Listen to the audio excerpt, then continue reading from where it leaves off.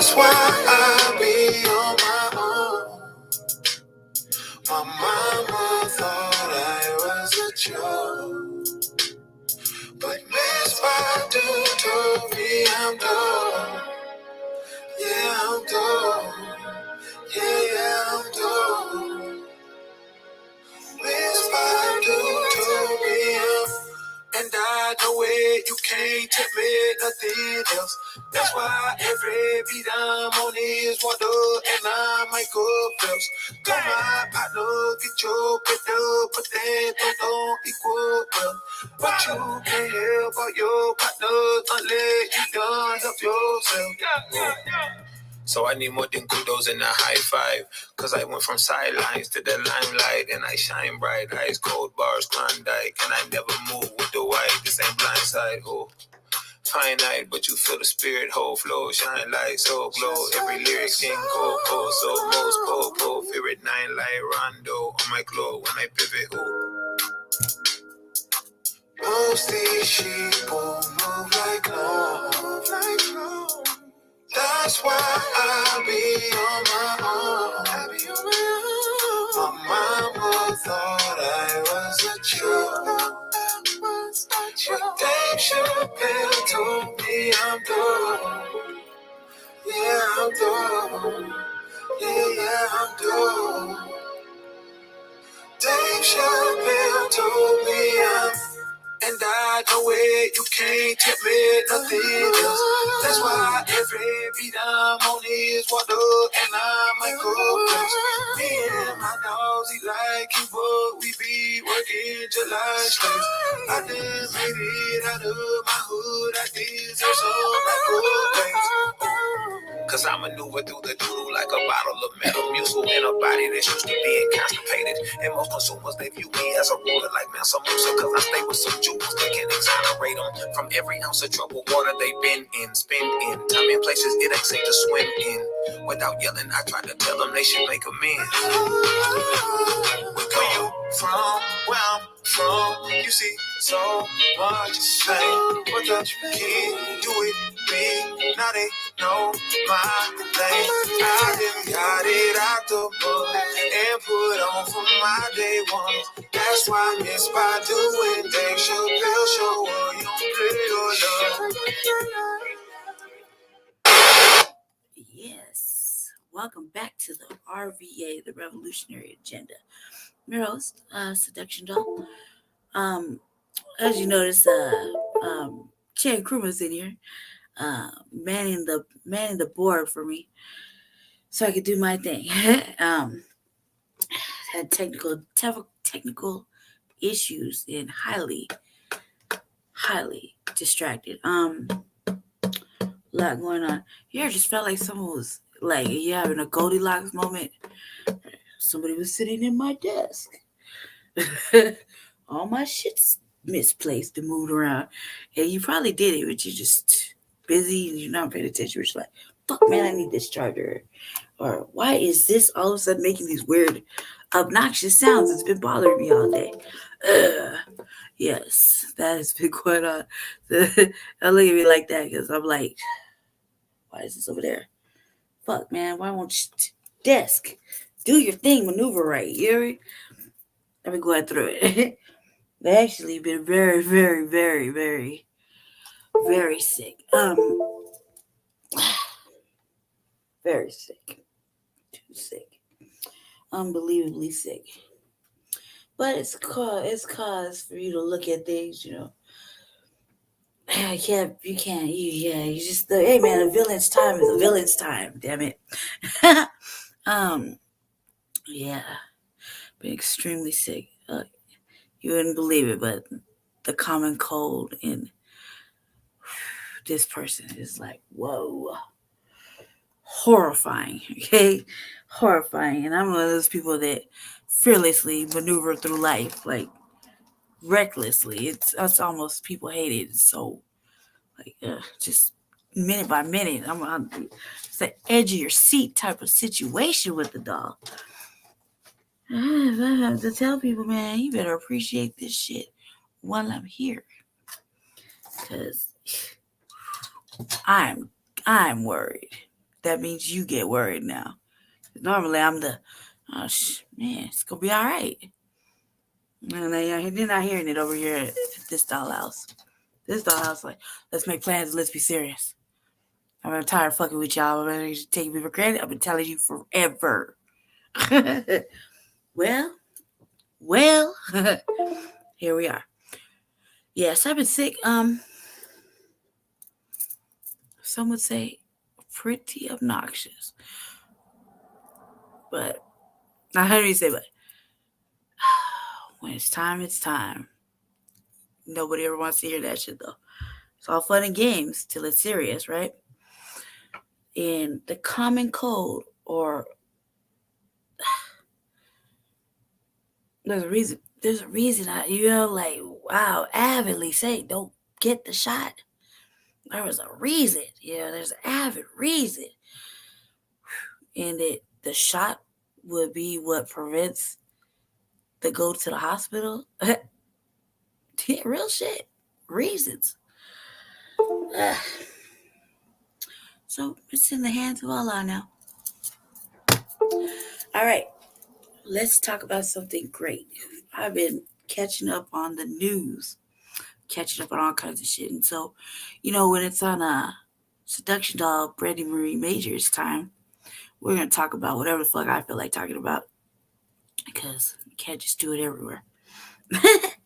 And I have lots of things to talk about, especially in regards to that old, tired ass bullshit of white supremacy and injustice and all sorts of madness that plays along with it. And somebody likes to share things that I've learned, or that were truly impactful, or that we should delve deeper in. I'm going to do that today because a lot of things were reactionary. And I don't see anything wrong with sharing some shit and reacting to it, especially when you're like utterly either impressed or disgusted. Like, one of those with me. So we're gonna start out with some good shit. Let's start out with Professor Black Truth. I just got clapped. Professor Black Truth. I am really digging these moments of truth. Okay. They've been putting out gems, absolutely 15, 30-minute sessions. And I really could go into listening to the commercial about power tools. Real shit. I could really go for that right about now because it is heavy over here at the dollhouse. So let me get my shit together. Professor Black Truth. Here at the little portion of Colorado New Black Media, we are avid. Ignore this obnoxiousness. I think the computer's trying to tell me I need a new keyboard and obvious mouse. All of a sudden today, everything needs to be replaced. Coincidental? Odd. Especially when I want to do some serious shit. All right, we're not going to let this stop my function. So, Professor Black Truth. The little moments of truth are actual fucking great. They should start your morning off like, yes. Also, in my personal opinion, I'm just going to go ahead and say this.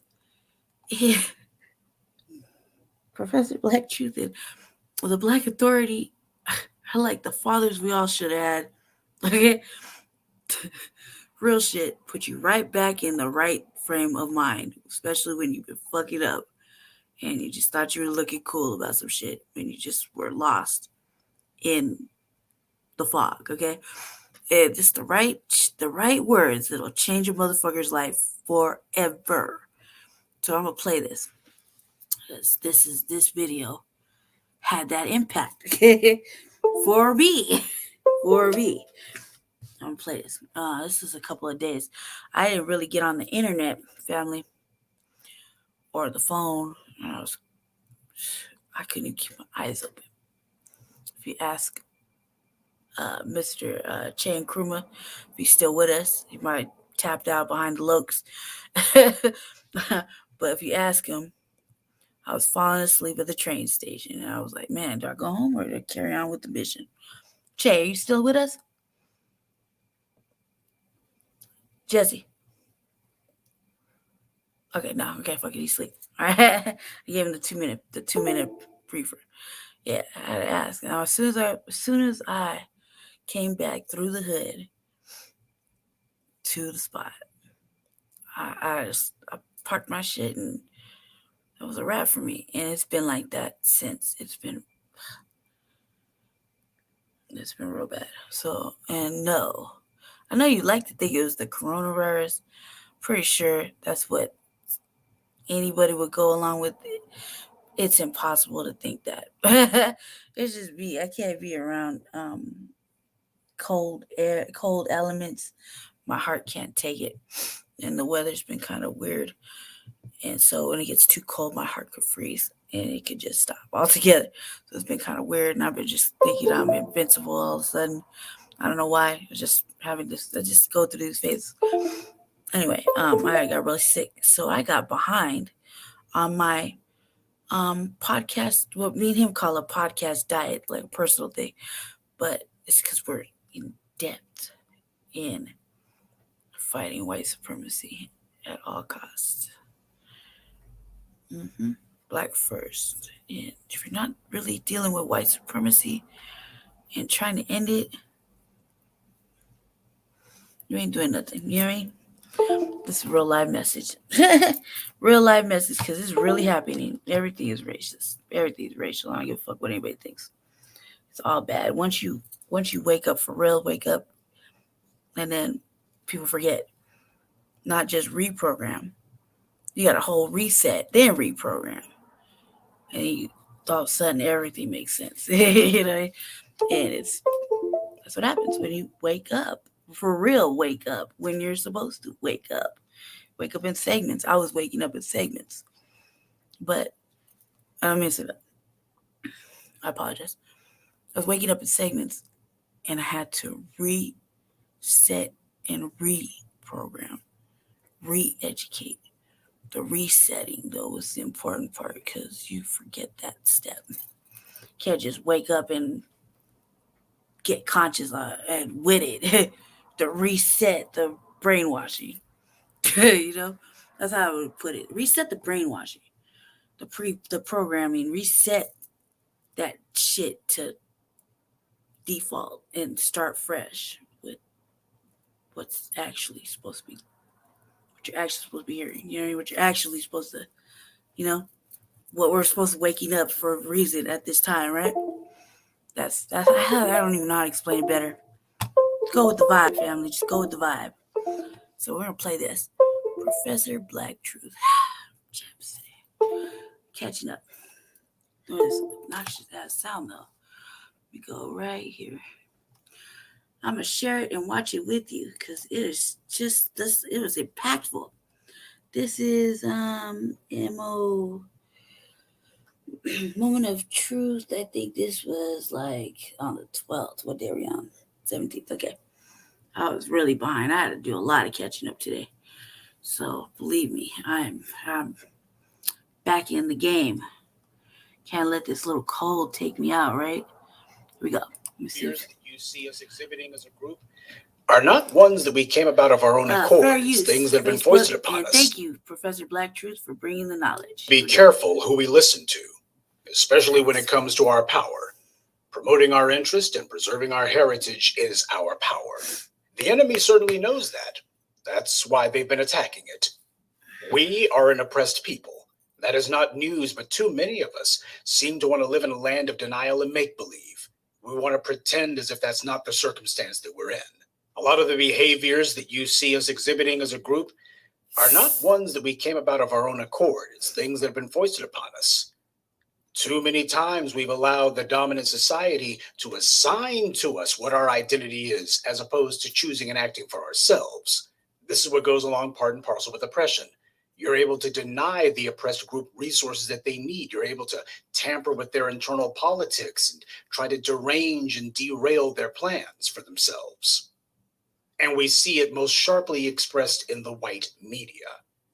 This idea that all of these self-destructive behaviors that Black people as a group in this country engage in is just the way we are. No, in a large part, it is the way that we've been conditioned to be by outside forces who have used their massive economy for the sake of encouraging us to do things that are against our interests.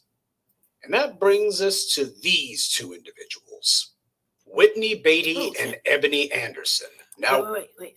Did I forget to do that? Yeah, no, I did. Watch. My bad, family. I apologize real quick. This is important. I apologize. My fault. I have a lot of open windows and there's no excuse, really. I apologize. Here we go. Okay. And we're going to view it here.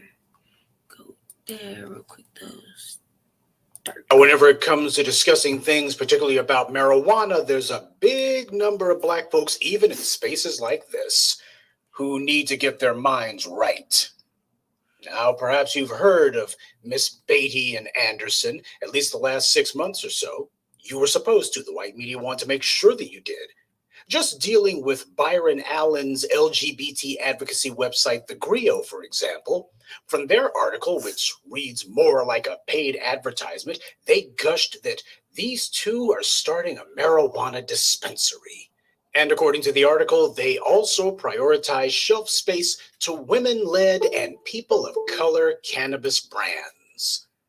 They set up shop near the heart of Black Los Angeles and make a space curated specifically for and by Black women so they could prioritize shelf space for women-led and people of color brands. 1 second. I don't know if you all That's can see very it. interesting and ominous. Whenever we see the white media or their black sock puppets bigging up. 1 second. I'm sorry, family. I apologize. Jesse. Jesse.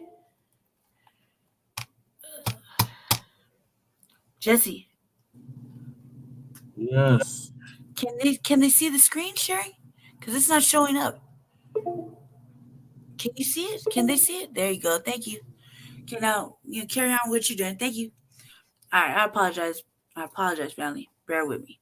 Here we go. Some people, some strangers, some interlopers who we never heard of. It ain't long at all before the whammy bammy comes in. We go from saying black to saying women-led. That's that feminist talk. That's the button they're pushing. And people of color. Oh, yes. We can't have an article go by without making sure that we mention everybody.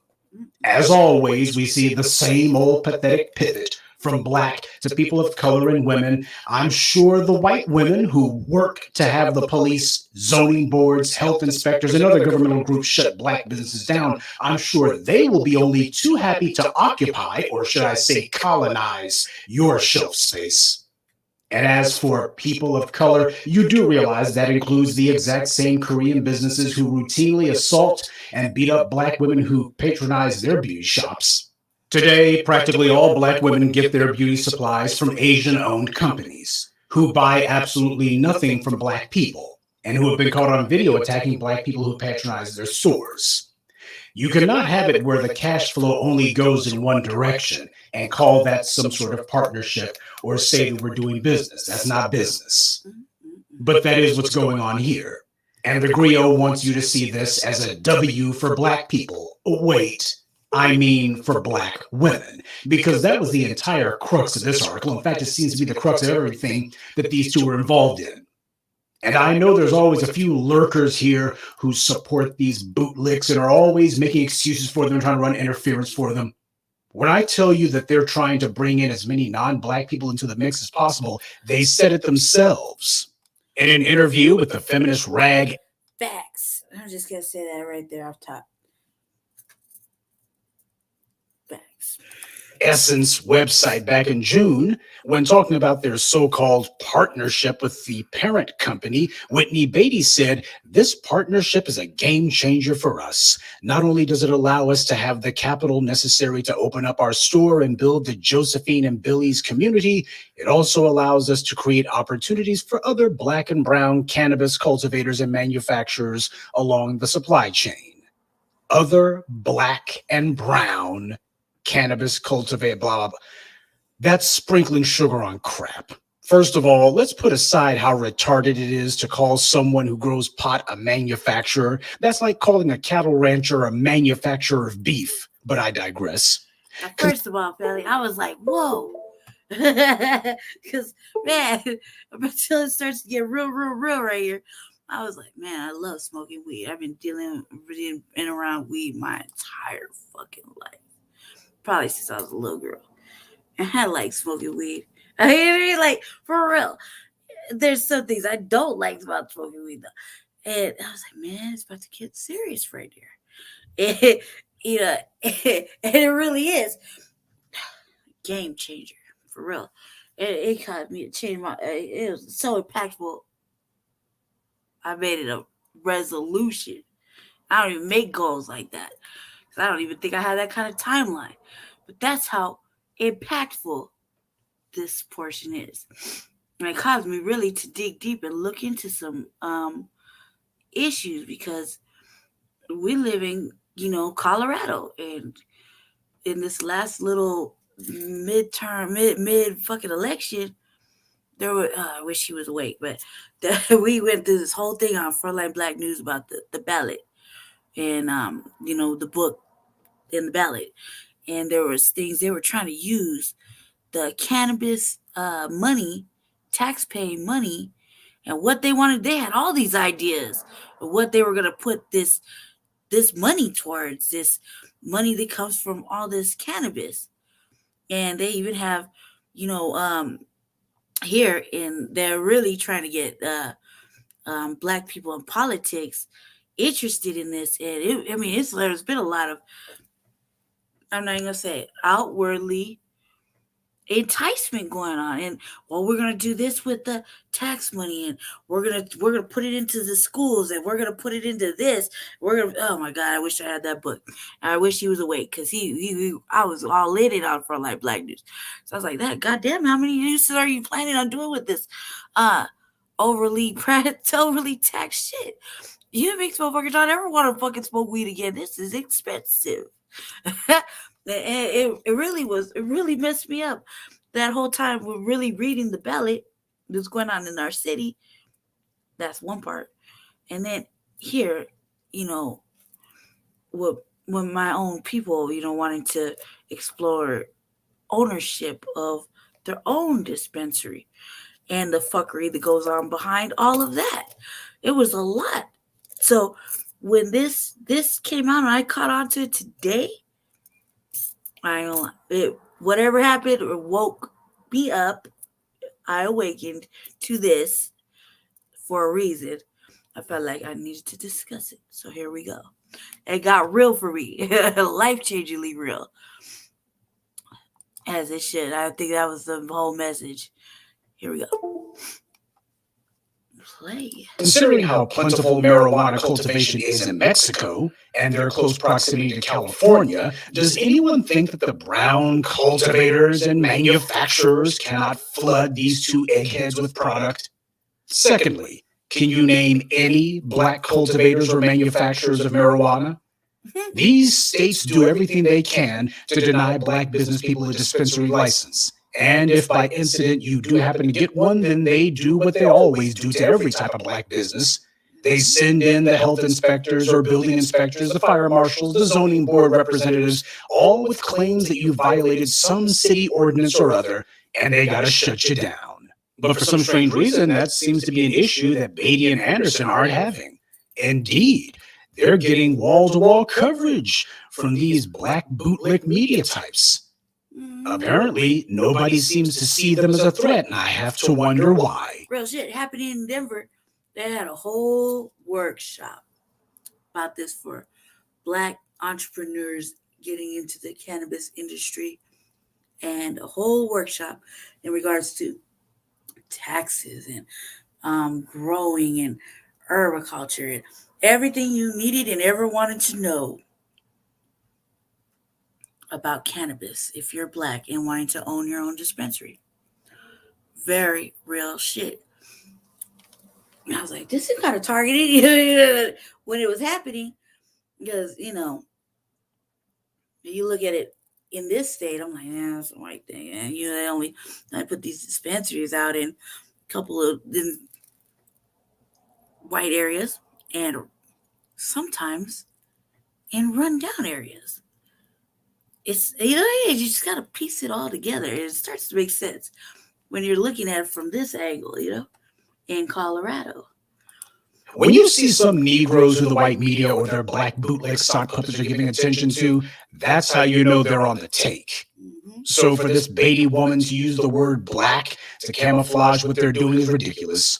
Always the gender warring with these clowns, but when you received every crumb of your daily bread from white supremacy, or in the case of Byron Allen, a white media suck-up, then you're going to talk like them and regurgitate their crap talking points because that's what you have to do to get your next crumb.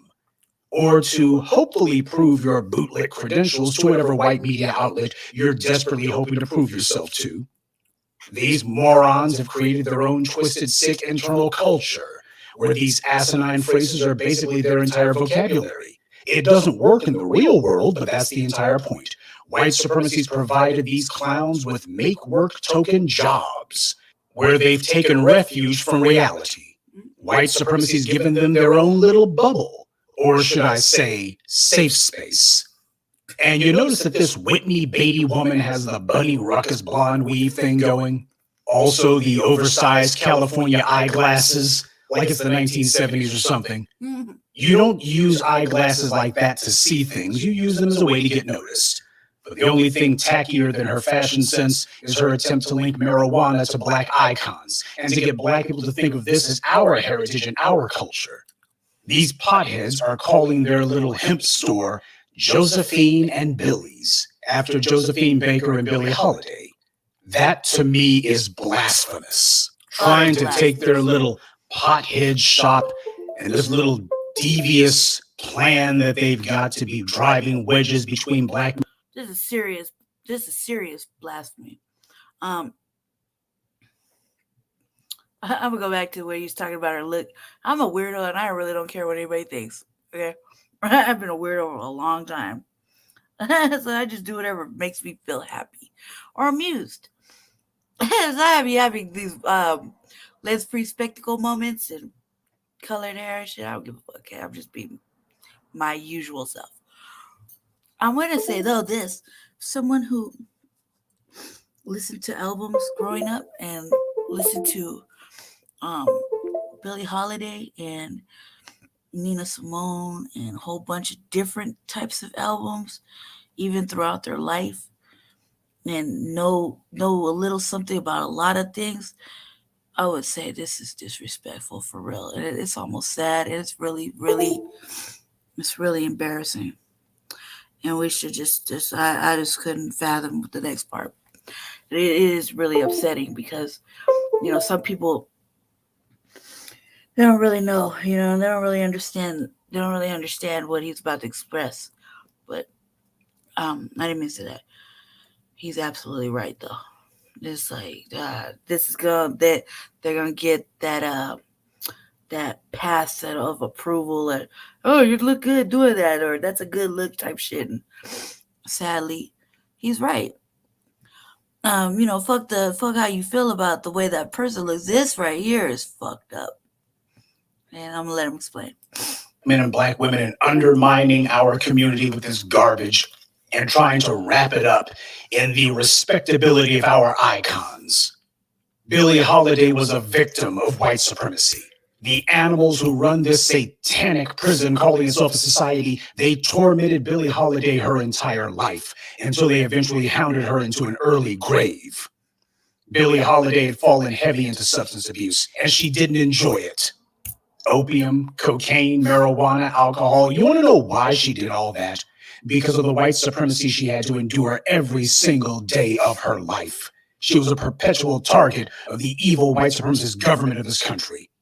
She didn't do all that drinking and smoking drugs because she wanted to. She didn't do it to feel good. She was doing it to dull the pain of being a black person in this white supremacist hellhole. And she died as a result of that.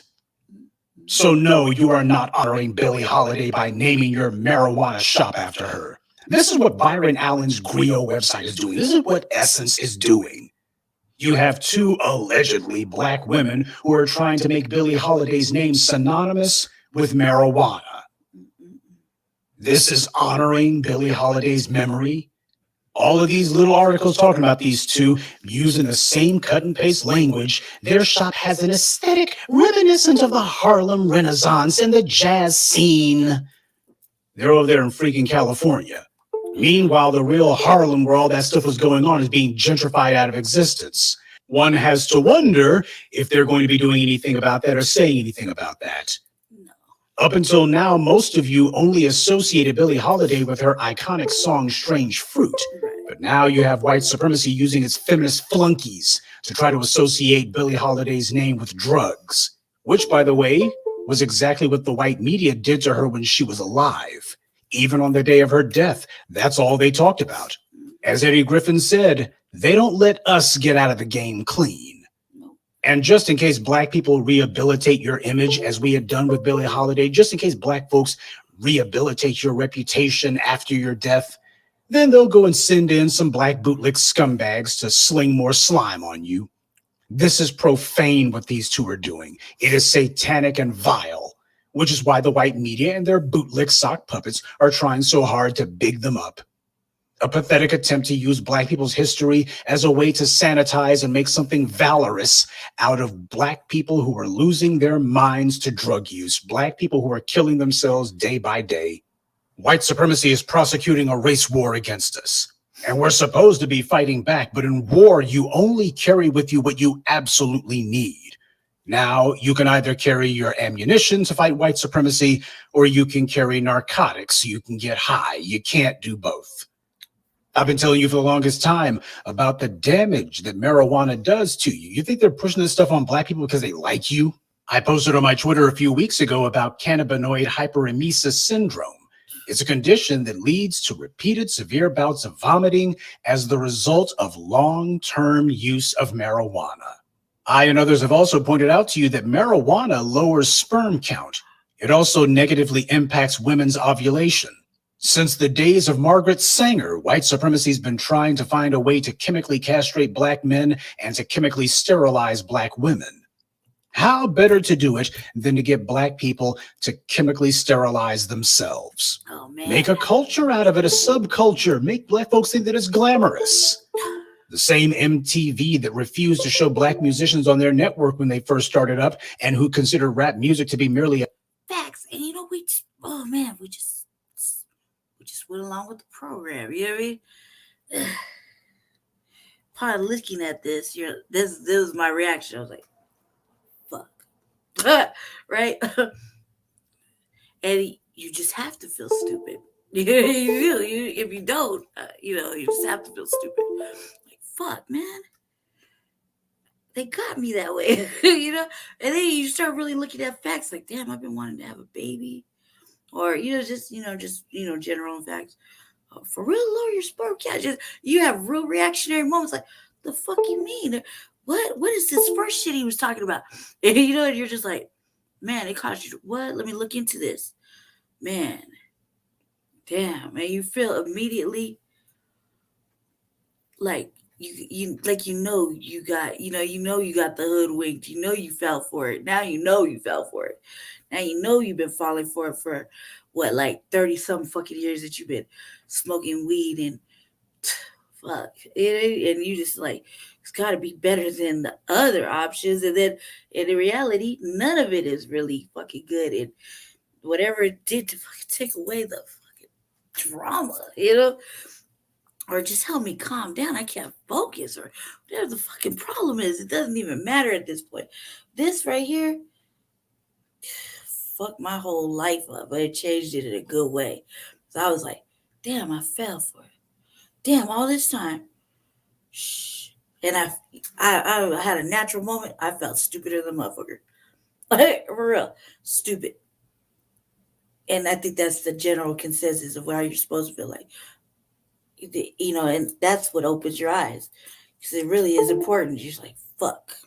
A fad. We're only too eager to put on any rapper who was seen as glamorizing getting high. What, you think they did that to do us any favors?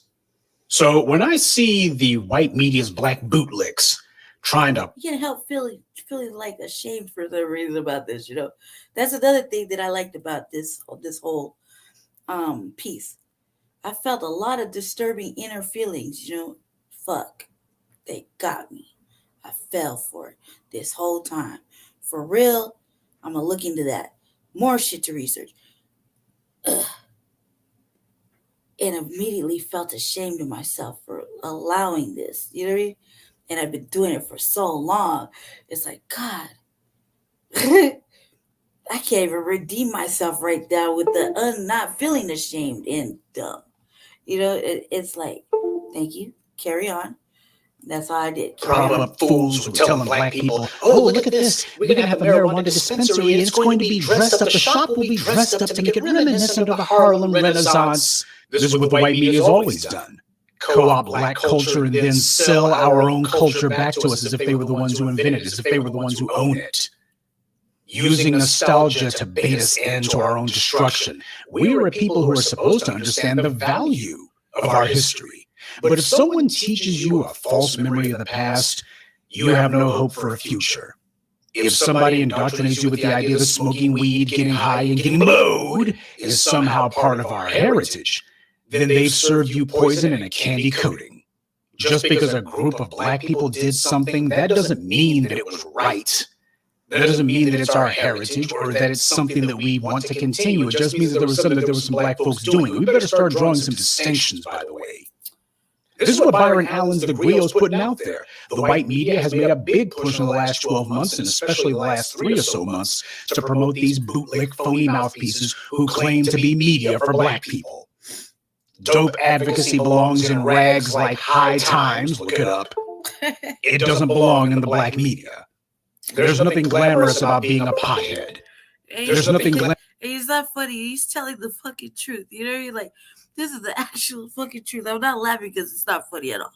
Especially when you come to that realization, like, fuck. He's right. And you have to actually admit that shit to yourself. Like, God, he just pointed out everything I've been doing for like 35 fucking years. God, man. Where was my father? You think? You're like, fuck, man. God. He's like one of those kids that nobody told hey, they don't give a fuck. They don't give a fuck enough to tell you not to do some shit. They're just like, whatever, go outside, bye. And this is the shit that happens when you get older and you're like, fuck, man. He's right. And you immediately feel stupid and ashamed and fuck. Give me a solution and here you go. Glamorous about living your life in a fog. There's nothing beautiful about being intoxicated.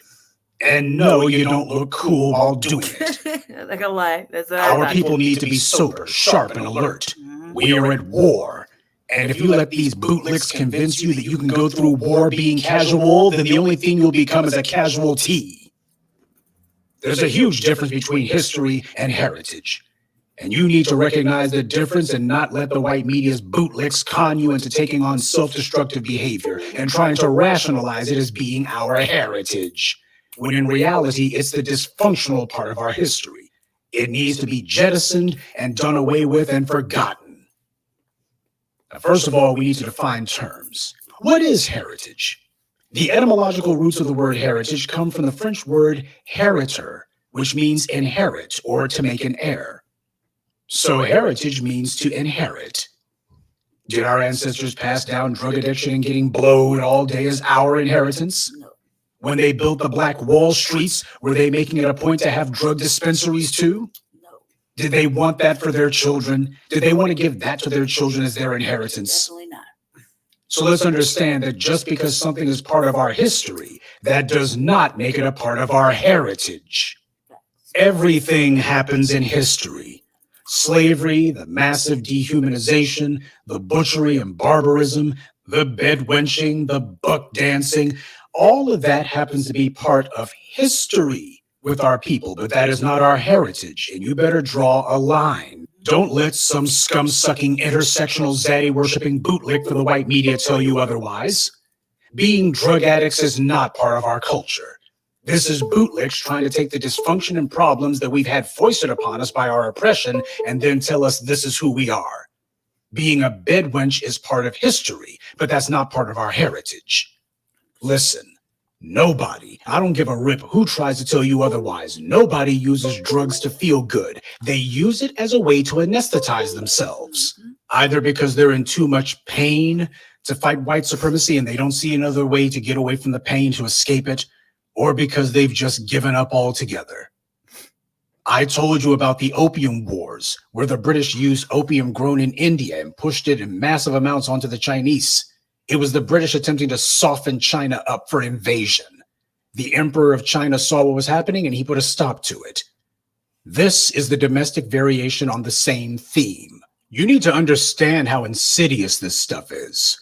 This article quotes this Anderson woman as saying, "We have curated a space where women feel safe to explore cannabis products and learn about herbal wellness."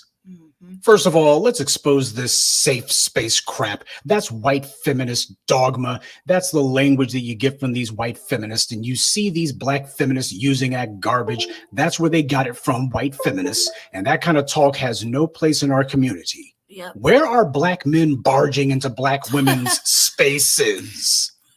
You go to any hospital or any healthcare facility in this country, and you'll see plenty of black women working behind the desks, and you'll see black men at best who are either orderlies, janitors, or at best nursing assistants. But what you won't see are black men doing or saying anything to make black women feel unsafe, whatever that word. That's true, though.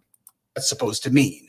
And for these heifers, that definition, safe or unsafe, it seems to be so broad it can mean anything. Anything at this day and age. Which is exactly the point. But you know who is making black women less safe? A lot of these white supremacists who they work in these offices with. Facts. You got white nurses who call black babies little satans. White doctors and nurses who ignore a black child in medical distress until the child flatlines. Who's creating a safe space for black women against that? Because that's who's actually making unsafe spaces for black women. That's who black women need a safe space from. A safe space indeed. A safe space to do what? Well, so you can get high. Well, a safe space that makes it where you can get high is a place that makes it where your senses are so dulled, you have no idea that you're in danger and you're in no condition to fight against it. That doesn't sound like a safe space at all. It sounds like the opposite of a safe space. I mean, we got some real Orwellian doublespeak going on. Yeah, there's some real crazy shit going on out there. You know, people are just fucking bad out there right now. And it's really bad out there. People are coming up missing, you know. We've dealt with this. We've discussed it a couple of times on Frontline Black News. It's really true. So when this moment of truth came out, and you know, I appreciate that it came out like this. I appreciate the rawness of it all because it helped me get back into my perspective of certain things. I was like, oh, you're right. Yeah, I keep forgetting. I didn't forget that we're at war. I forget that not going to be at your efficient best at war if you've been smoking weed and, you know what I mean? You're just trying to get through the shit. You're not going to be at your best and you're not going to be alert. And it's always been a common way to take advantage of individuals when they feel like you're at your lowest or you're most vulnerable or you can't, you know, look out for yourself because you drank, you overindulged or whatever the PC terms are, smoke too much or they just think they can or whatever the fuck it is. You know, and that right there was the major eye opener for me because it's like, yeah, you know, I'm like, I suffer from a lot of motherfucking problems. And I know what people have said about whatever situations I've lived in my life. And it don't really bother me. I feel ashamed of it, Honor, for a reason. And I feel like I'm thankful he gave solutions to it and fixing it, you know, or not fixing it, at least stopping it now and fixing it, adjusting it, you know, not doing it anymore. You need to be at your best. Real shit. You really need to be at your best if you're fighting white supremacy. Recognizing when it's happening, you know, stopping it at all accounts. Like, just because they may look like you doesn't mean they're not in fact, practicing supremacist ways. There are a lot of things that are happening out there. And it really is it is majorly dysfunctional and confusing. A lot of things are really confusing. You really have to dig deep and research and look into everything, because now if you don't start questioning shit in the last couple of years, if you haven't all of a sudden decided to start questioning shit, be extra curious, start being your own little personal detective and figuring it out, you're gonna be lost to the game, man. Just lost. And you're definitely fucking vulnerable for fucking being indoctrinated, drinking the motherfucking Kool-Aid, go along to get along, motherfucking whatever sheeple do type shit, thinking that's the right thing to do. There's certain issues that I'm having that are conflicting.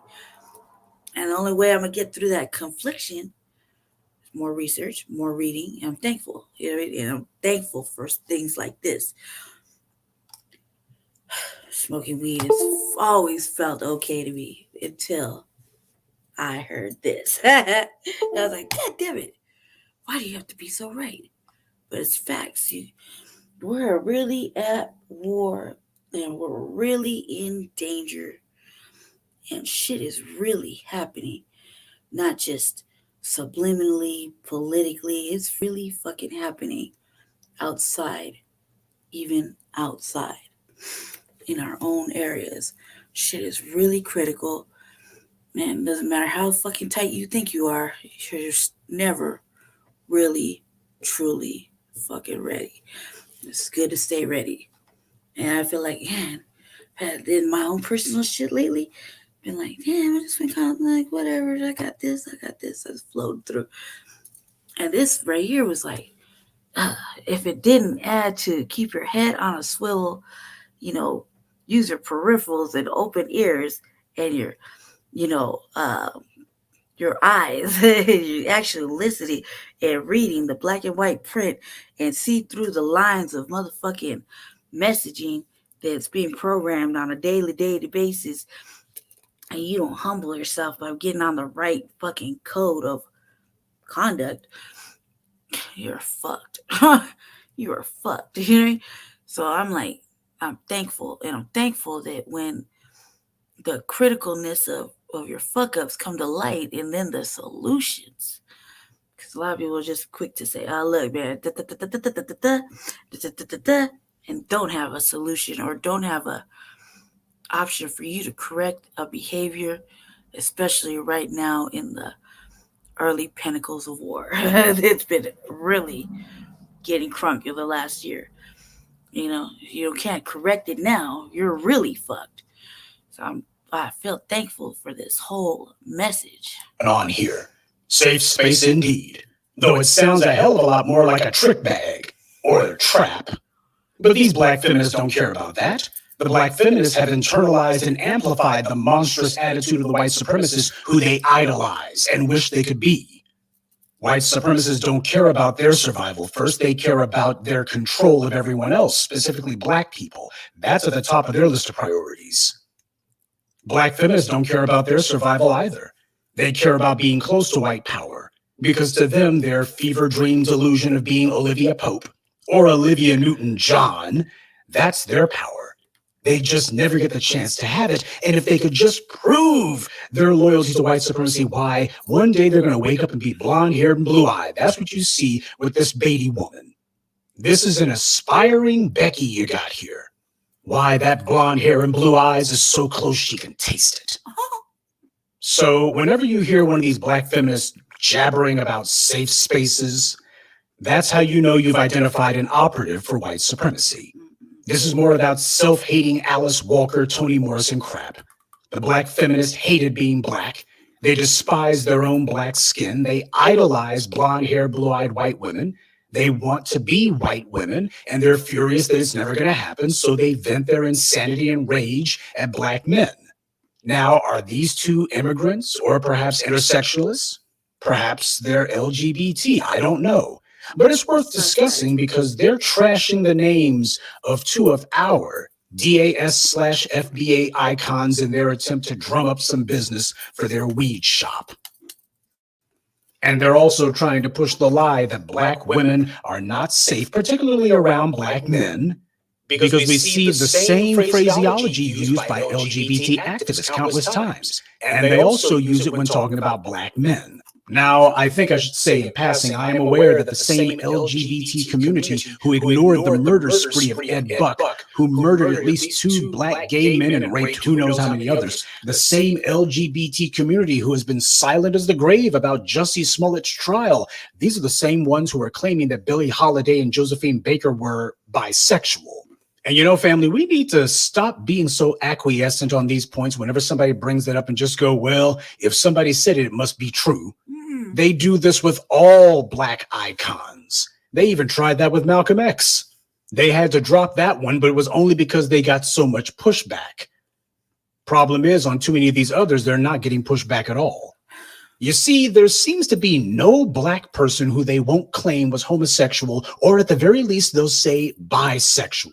It's going to lead me into my later discussion that's going to be very, very renegade-ish of me about how I think that this whole LGBTQ fucking propaganda is not all, in fact, what it appears of being true fucking gay shit. It's my point. Like, are you serious?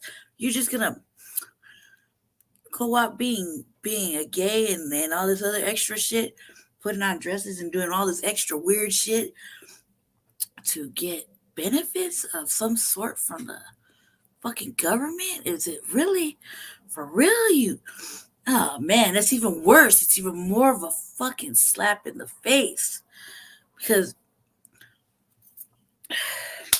follow me down the coded highway, family. Like, I've been questioning this shit because it's no secret from my motherfucking I have gay children in my family, right? And of my own children, and I question this hard. Maybe the first one is like, yeah, I knew that shit was popping off from jump. I already knew. I can't do that. We can't even discuss that right now. It's just gonna set me off on a whole new tangent. And the third one, it's like, fuck. Just the only one time you want a little girl, this is what the fuck happens, right? In one sense, you're like, yeah, gotta worry about nobody knocking that up, and I ain't gotta be a grandmama. Because I feel like that little naiveness is able to get that that little white version right there. Is just I gotta talk right to rap. You know? Yeah, that's why I was trying to homeschool her, and I was so mean.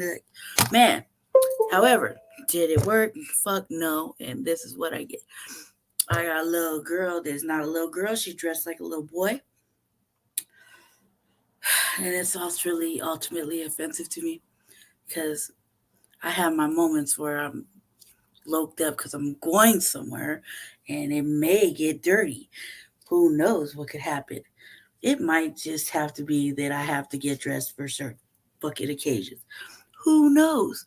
But anybody who really knows me knows I'm a girl. I wear dresses and shoes. I dress like a girl. I like being a girl. Girls should wear dresses. I don't even know how to wear pants. I don't even really know how to wear tennis shoes. Not my thing. I'd rather go barefoot and no, let's just pretend that, let's just say I did it just because it amused you type of shit. You have to really force me to get into some pants. I don't even think I own real pants. Maybe one pair. If you ask me, I think I like fitty dresses. I like dresses. It's wintertime. What am I wearing right now? Right now, currently, sweater dress that I would probably throw my pea coat on over just because I fly like that. And I got actual boots that go up my legs. And my long dress covers my boots. I'm a lady. Not a little girl. I'm a lady. I have a tomboy that's gay. And it's a girl. I don't even know who that kid is. Just for her own personality. That's nothing like me. You know what I mean? But the fact that I couldn't get that kid to put on a dress if he wanted to, right? So can you imagine a girly girl, real feminine woman? Fuck what everybody says about me. That's all they really want when they have two boys ahead of that. So yeah, they was thinking, oh, finally, let's put this on her. No, it wasn't happening. And then find out that she likes girls. Fuck. Okay, it might be fun and games until you get to be 40, 41, and you're thinking, okay, if Allah allows me, maybe I'll get a grandkid. Maybe. Which one of my children might give me one? And the only reality is the middle one, who actually is straight, has a girlfriend and a job and could possibly produce a child if he wanted to and afford to take care of it. But the little girl, you're the only one your little girl. Nope, that's a wrap. I don't even want to get into the politics on that. That's a whole new tangent. The progeny, my pride and joy, the one I almost died with. Fuck no, and we can't even have a dialogue. I've tried. That guy is on a whole nother tangent, a Republican fucking tangent, and he thinks he's better than me. We can't even discuss it. I'd be in the same house and he ain't even talk to me. That was just a couple weeks ago. And best believe I asked. I even tried a dialogue. I even did make a point. But he's in the millennial age, in my opinion only. You can't ask them anything. They're too fucking sensitive and emotional, and everything's offensive. When it wasn't like that. I'm a Generation X kid, and I come from everybody want to know everything. They're fucking extra super nosy to the point where they're like, where you going? What you doing? Who that with? Or, oh yeah? Let me know when you get there. You know, that type of shit. Until you get thrown in the system. It's a whole separate issue. You know, they really want to know. They're really in your business. It's fucking, you don't have no privacy. My own baby brother didn't even have a door on his fucking bedroom. There's no secrets in the house, right? This day and age, if you're lucky to have a conversation, you don't know what's offending them to where they wild out, do the most. Super fucking fragile with their feelings and sensitivities, and God forbid you have questions and you wonder why you can't vibe with them. Somebody said it was okay to not address them in their issues. You know what I mean? And I say it like that because I deal with the mental health shit, and I have these questions because I, want to try to understand what the fuck is going on with my progeny, my older son. You know what I mean? If I only thought there was one, right? Most flamboyant ass shit I ever seen.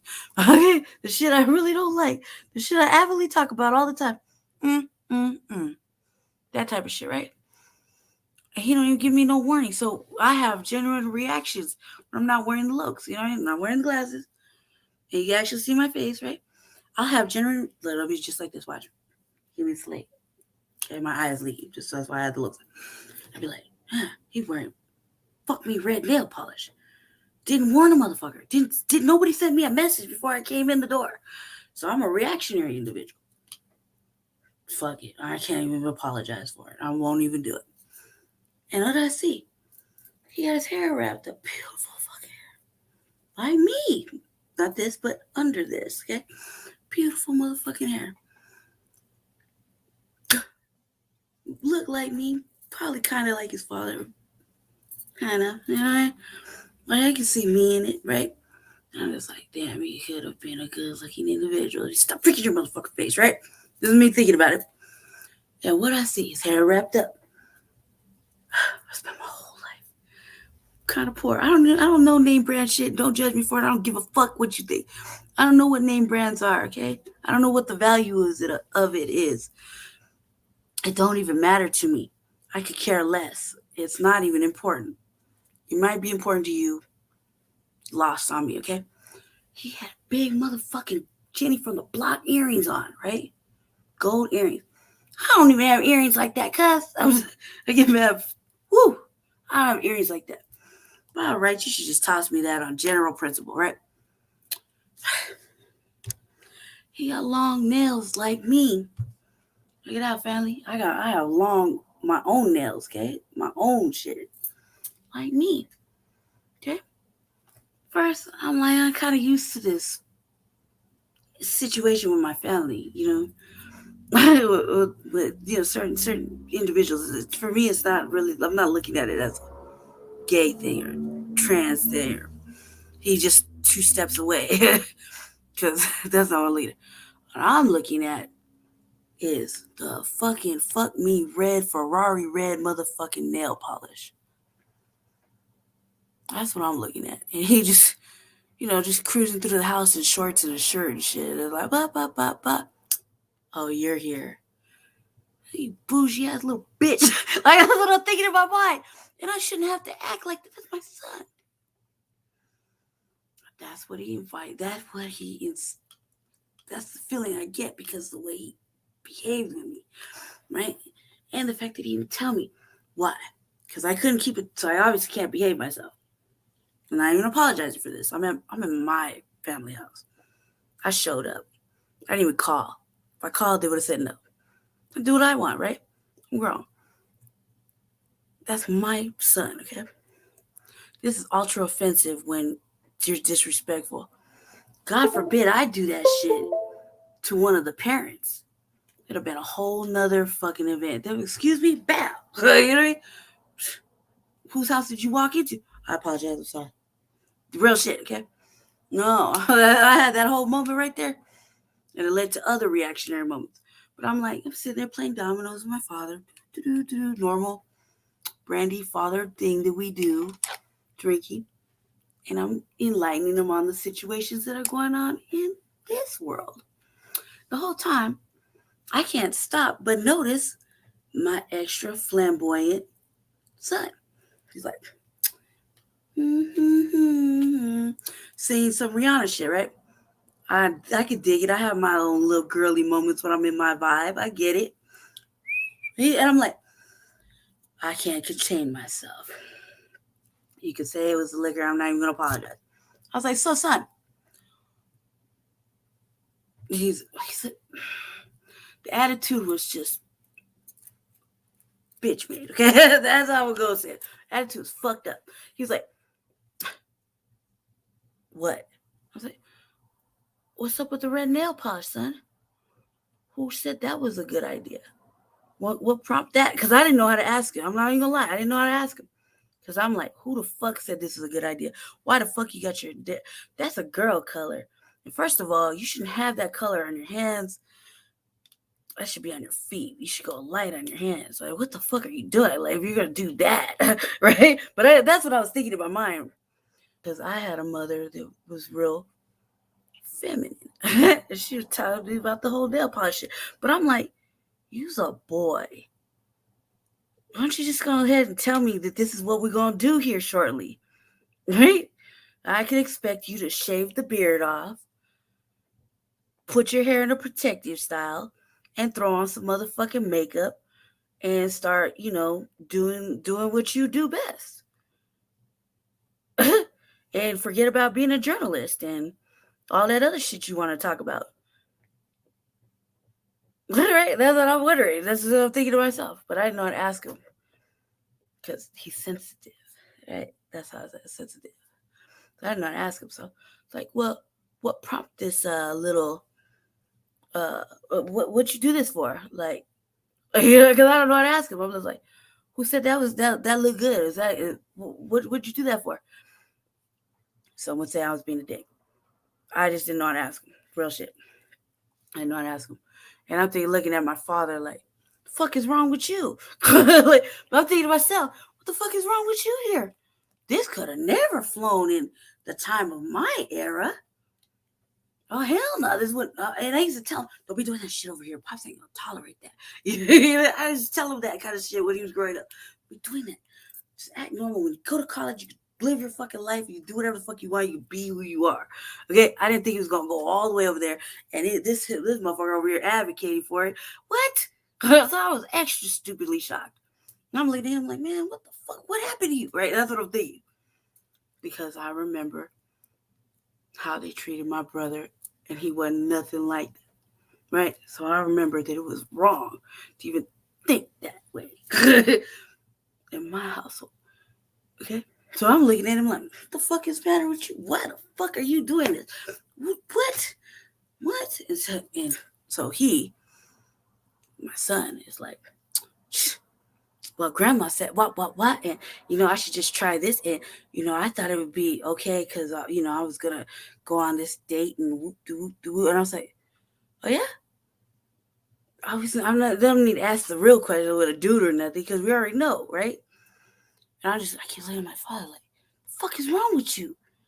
This is not what happened in my household, in my generation. Motherfuckers is catching ass whoopings just for thinking those kind of thoughts. Like, hell nah, you gonna marry a woman. You gonna wear pants.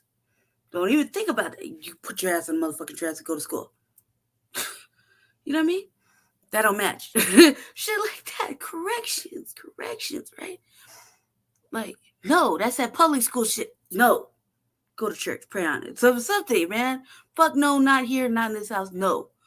Okay. I'm just extra shocked. And I got questions. And I don't know how to ask it because I'm just gonna keep it like me, right? So I'm like, son,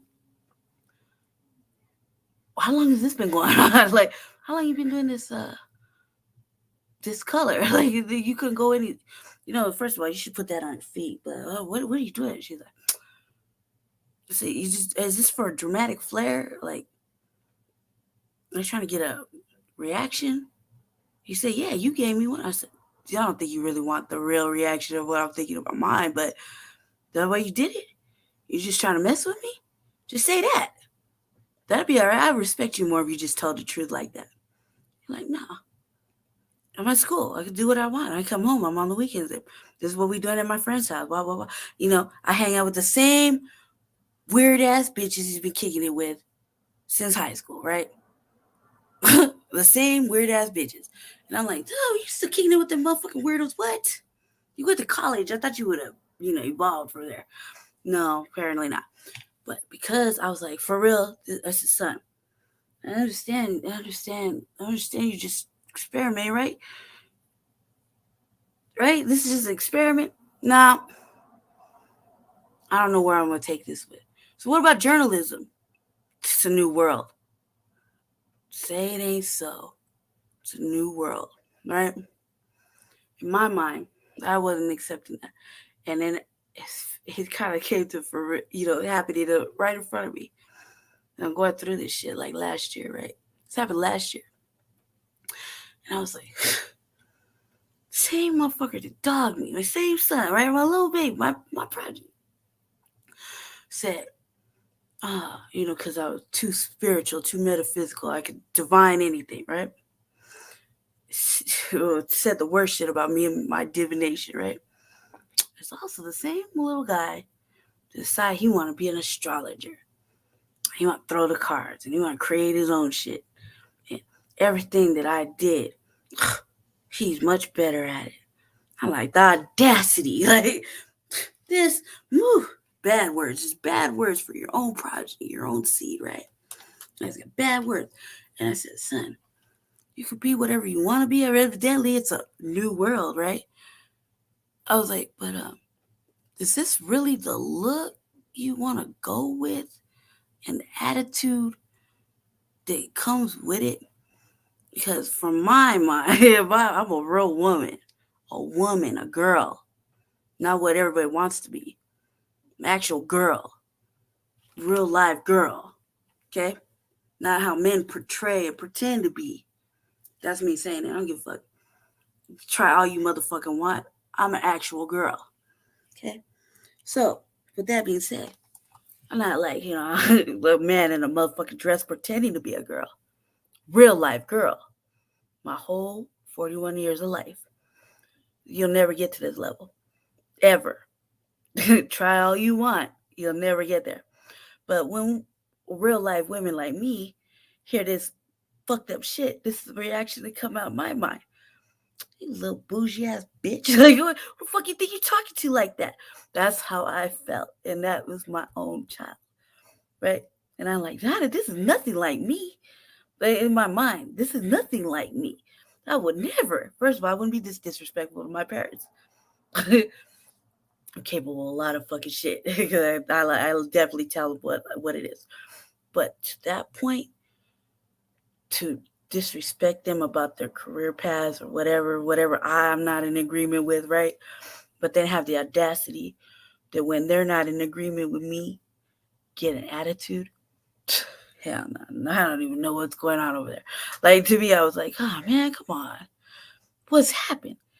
And what happened was grandparents, they turned into grandparents, and grandparents have to all of a sudden feel like they fucked up with their own children.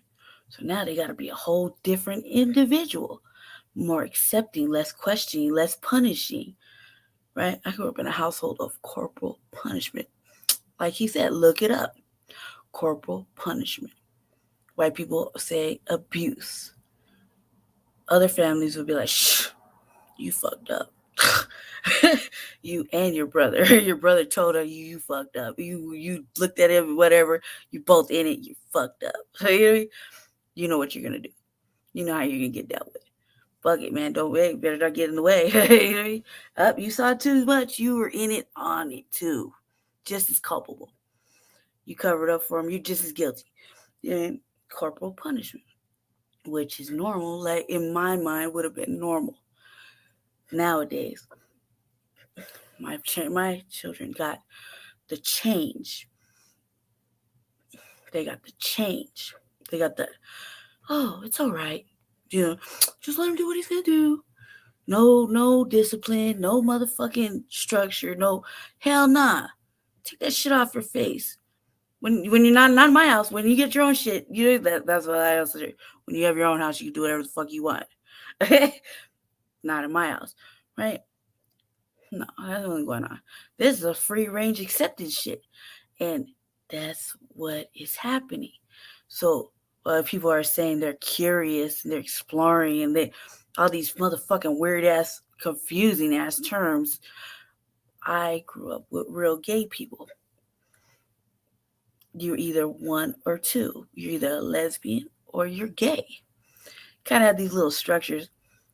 Lesbians are either butch or feminine. You just couldn't just float the boat on both, right? Men are gay or gay. You know what you like, right? Period. They had little clubs for this type of shit. They still kind of have little clubs for this type of shit. I'm in Denver, right? Growing up in and out of Denver. So I got to see the little clubs here and there because I had uncles and a mama, right? And they were very not really in your face about the shit. If you were lucky, you even knew, right? If you were in the fucking social circle of fucking secrets and fucking they felt comfortable enough to discuss it out loud type shit. If you just knew, whatever. You felt the vibe. Whatever the fuck it was, right? I just did my pops was just talking shit. But I didn't know, right? I didn't know. I could think, well, that shit is mad weird when I see it in my own life and I wild the fuck out and get kicked out of my mama's house. Okay? Because I think that's not okay. Because that's how it's conditioned, right? So now it's a new world. Allegedly. And my thoughts are this, like, is it really, are we just subjected to this motherfucking propaganda? It's always been like this, okay? There's always been some gayness going on here and there and some motherfuckers doing theatrics with their dressing up and the shows and, whatever it takes, right, to make money. Is that what we're going to go with? Okay, fine. We'll just deal with that. That's who you are. Okay, yeah, I could understand. You just want to be a drag. Motherfucking RuPaul and everybody before him made it fucking socially acceptable, whatever the fuck. Everybody wants to be a fucking everybody wants to be a star. I get it. Okay, I get it. This season of motherfucking LGBTQ plus motherfucking exclamation point equal sign fucking whatever else you want to put in there is utterly garbage for the straight individual that has to look at this shit on a day-to-day basis. Call it whatever the fuck you want. Fuck you, I don't give a fuck. It is fucked up. And it's so fucking demanding of attention. It's ridiculous. It's like a call. You just might as well look at this as a cry for help. Okay? Cry for help. You're crying out for attention. That's how I'm looking at it. I don't care. Why am I saying that? Because you don't think anybody knew you were gay and weird before you decided to put on a dress and act like this? Or that you desperately want to be a female and you must act out and everybody must know? You don't think anybody knew that shit beforehand? Like, for real. I'm saying, let me just ask this real question. When you decide to have your coming out moment, did you think nobody was paying attention to the shit when you actually came out? Like, nobody knew before you decided, I gotta be free. I gotta come out. I gotta tell everybody. You don't think nobody was paying attention in your life to know that you were gonna be gay? Or that you was gonna like what you like, right? Or that you had a flair for fucking theatrics and, dressing up, wearing wigs and fucking hiding dresses in your fucking dressers, okay? Sneaking out and dressing up like your homegirls. Nobody know? Really? We're going to go with that lie? Nobody had an idea that this was going to happen in your life? Nobody? Your brothers, mother, father, nobody? Everybody's just blind and you must tell. Real shit. Stop the cap. Bullshit. If I knew about the progeny, my firstborn almost died. Preemie. My first one. The one I was like, oh, she's going to be me and you forever in the east side. The first one. Oh, we're going to get through this. I know we ain't got shit, but man, I'm going to do my best. The first one, right? When he came out and he first started, I'm going to get it ready.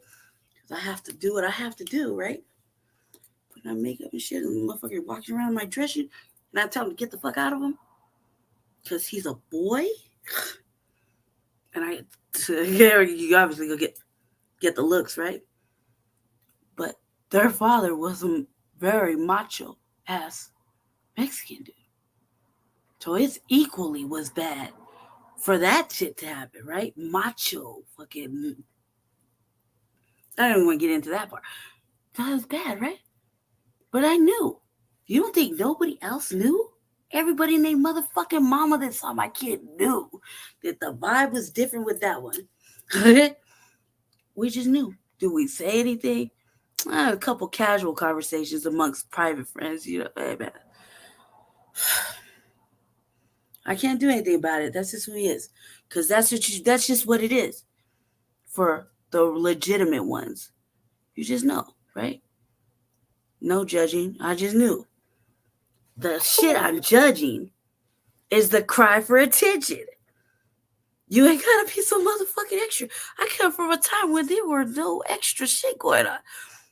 We knew you had a job. We knew that you like to get dressed up at this specific time. Yeah, you weren't out there rocking motherfucking dresses and wigs and talking in your girl voice on the fucking street, talking about whatever. Walking casually up in the Walgreens. That's just the way you want to live. No. It wasn't that kind of shit going on in my life at that point. You know, it's real kind of, I'm gonna say it looks closeted. Well, motherfuckers just keeping it shit to their motherfucking people that understood them. I could dig it. You know what I mean? It limits this type of bullshit, right? I don't like the cry for attention because now this is how it affects us, right? It's how it affects really more. It's how it affects you guys. Everybody, right? Everybody, you guys, I'm going to say more. I don't even know how to word this correctly. Back this track up. Right now, for tangibles, FBA, ADUS, your moment be overclouded with motherfucking theatrics. Cry for attention. Oh my God, everybody's against me. Stop the bullshit, right? That's all fucked up. I can't wait to show you some worship. But this is just what it is, right? It's when he's talking about this shit, you're like, man, anybody kind of had anything new that you can't coin everybody as being bisexual or gay. It's not realistic. It's not the facts. It's not true. It's horrible. And why everybody got coin everything anyway? Y'all had your fucking moment in the sun. Sit it the fuck down. Theatrics, crying for help. Just say you need some fucking attention. That's more respectable than the other shit, because this is like, oh my God. What motherfucker said? What motherfucker said? The bathrooms in your home are, inclusive, but we have to be secluded. Your house bathroom is a trans bathroom. What the fuck are you talking about? If you grow up with motherfucking husband, wife, and brothers and sisters, everybody using the same motherfucking bathroom, they got shit to do with your fucking sexuality that you later develop in life. This is coming out of Black faces. And that is not okay, because that is not true. That is not true. You grow up in a house full of motherfucking siblings, and there's only one bathroom in the house. Fair use. Everybody got to go to the restroom. Everybody needs some time to do what they need to do. What the fuck does that? Fuck does your sexuality as a young child with siblings and a mother or father or both have to do with your sexuality? Make me understand. It don't. It's just attention-seeking cries for help. That's the type of shit that they need help with their shit. You don't got to coin everything. Sit it the fuck down. You got everything you need right now in this Biden administration. And you just got to sit it down. Sit it the fuck down. Don't worry, I'm getting to the buffer classes too. Sit it the fuck down. Real shit. And if y'all don't say it soon, they're going to continue to do this shit. And I really don't think it's all, everybody's genuinely not heterosexual. And they're on that other shit. I'm just going to put it on that other shit because I grew up with the real terms, gay, lesbian, possibly bi. But if you ask the people that, I grew up around, they would say there's no such thing as confusion. You're confused. You know what you like immediately. You know if you like your bitches or dudes. You know there's no such thing. There isn't a gray area. And you like to fucking dress up for fun. And you like to make money and you fucking sing like, oh girl, that's it. You're a fan. Stop it with your fanatic shit. That's what they would say. Maybe I don't know. I'm only 41, almost might live to see 42 at this rate. We're going day by day at this point. But I'm saying, real shit. There's motherfuckers like that. There was no middle confusion. There wasn't, I'm going to be bi today and creep over here and then fuck him because I like dudes secretly too. No. Pick a side, stay on it, and fucking be normal. I understand. It's just weird extra shit. And then you got fucking the audacity to create more of it.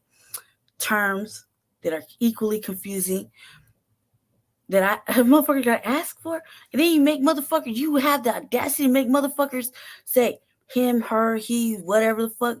When they introduce themselves, I never. Stupid. Hell no. That's a waste of my motherfucking time. You can't tell I'm a real girl? I'm sorry. Maybe I'm not mannish enough for you to, I got to give you a question. I'm a real female. I never. Slap yourself. That's stupid. I'm going to say, hi, my name is Brandy Marie Majors, a.k.a. the Seduction Doll, and I recognize myself as a real live girl. Shut the fuck up, cuz. Hell nah. Anybody goes along with that shit is stupid. No, you can't tell. We got to do that shit for you because you feel like you need the extra terms and titles and fucking dramatic shit. You need to be extra. Clearly, motherfuckers who raised you knew you was weird. You was going to be one or the other. You adding this extra dramatic flair to your shit? Not necessary. Why aren't you on Broadway? Why aren't you doing something with this shit? Instead of fucking up actual movements, making shit about your bullshit, and stepping on the actual motherfuckers that deserve these real life movements, why don't you go do something with that energy you got going on? Right? Because right now, it's not fucking necessary. It's a cry for fucking attention. Cry for help. You know what I mean? That's what it is. You don't want to agree to it? Cool. I don't care. This is not about clout, fame, or fucking fan views. Do you see? I don't give a fuck about that. Real motherfuckers are not going to care about that. You know why they don't care? Because it's not important. What's important is this shit come to a massive halt. Pick this shit up after everybody gets what they need. You already got your shit done. Sit it the fuck down. Hey, everybody get the fuck out the way. You know what I mean? You're welcome, family. Now feel empowered and go ahead and do that shit. Because they're going to continue to fucking get along with this motherfucking crazy ass motherfucking narratives. I don't care who likes it. Who gives a fuck? I'm grown. I don't give a fuck. I can't care anymore. It's not even worth caring about because it's a cry for help. Help them. Family, help them. Give them what they need. Direct them to the right area. Hey, look, this is about money, obviously. Go put your energy to work, okay? Help them in that direction, but get out the fucking way. Get out the fucking way so y'all can do your thing. Just say that. Get out the fucking way. You had your chance. You got your shit. Biden clearly on that agenda. Everybody clearly on your tip on this agenda. You won that round. Sit it the fuck down. Move out the fucking way. Our time to shine. Just say it. As soon as you say it, sooner it can be fact. Sooner it can proceed.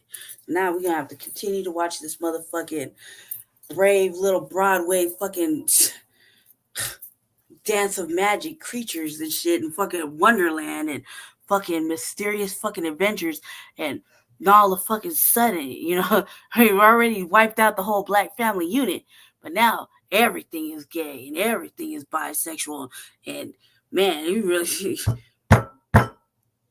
there are no superheroes anymore. Nothing to really look forward to. Everybody's taking the pipe in the ass. Come on now, fuck that. Somebody get upset. If you don't get upset soon, you're really going to be upset with yourself. Get mad. Now is the time. Get mad, okay? Get mad. Do something about this. Don't let the shade deflect the message. Real shit. Move out the way. It's other people's time to fucking do what they need to do. Simple as that. I'm getting into this. So I gotta finish this episode because let me see.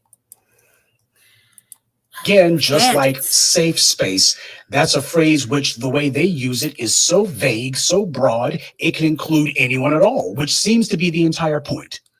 In too many cases, these activists have made it clear that in their minds, everyone is a repressed homosexual.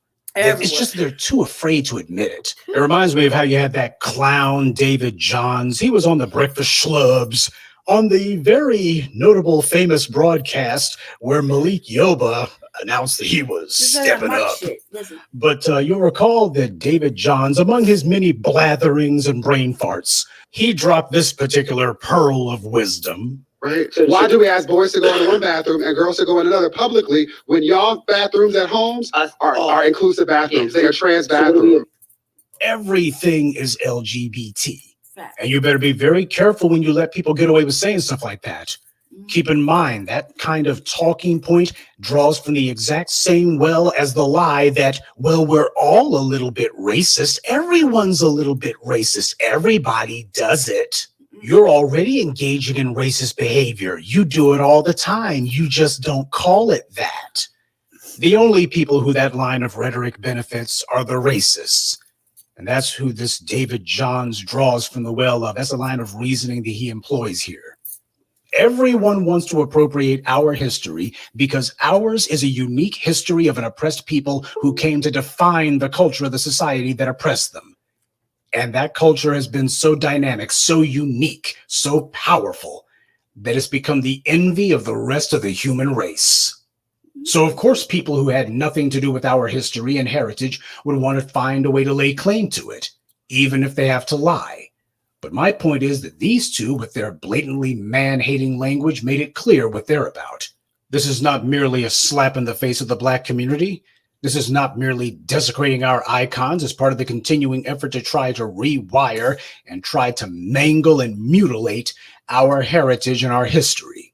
While it is true that Billie Holiday may have used narcotics, it's also true that that was only a small part of what she did. It was her at her lowest. We celebrate and revere her at her best. We talk about the other 99% of what she was and what she did. For somebody to call themselves naming a pot shop after Billie Holiday, that is to emphasize one part of her life, the lowest part of her life, at the expense of everything else about her. You're ignoring Billie Holiday. You are denigrating her. You don't honor her by doing that. You don't honor Josephine Baker by doing that either. And this is what Byron Allen and the rest of the Black bootlick media props up.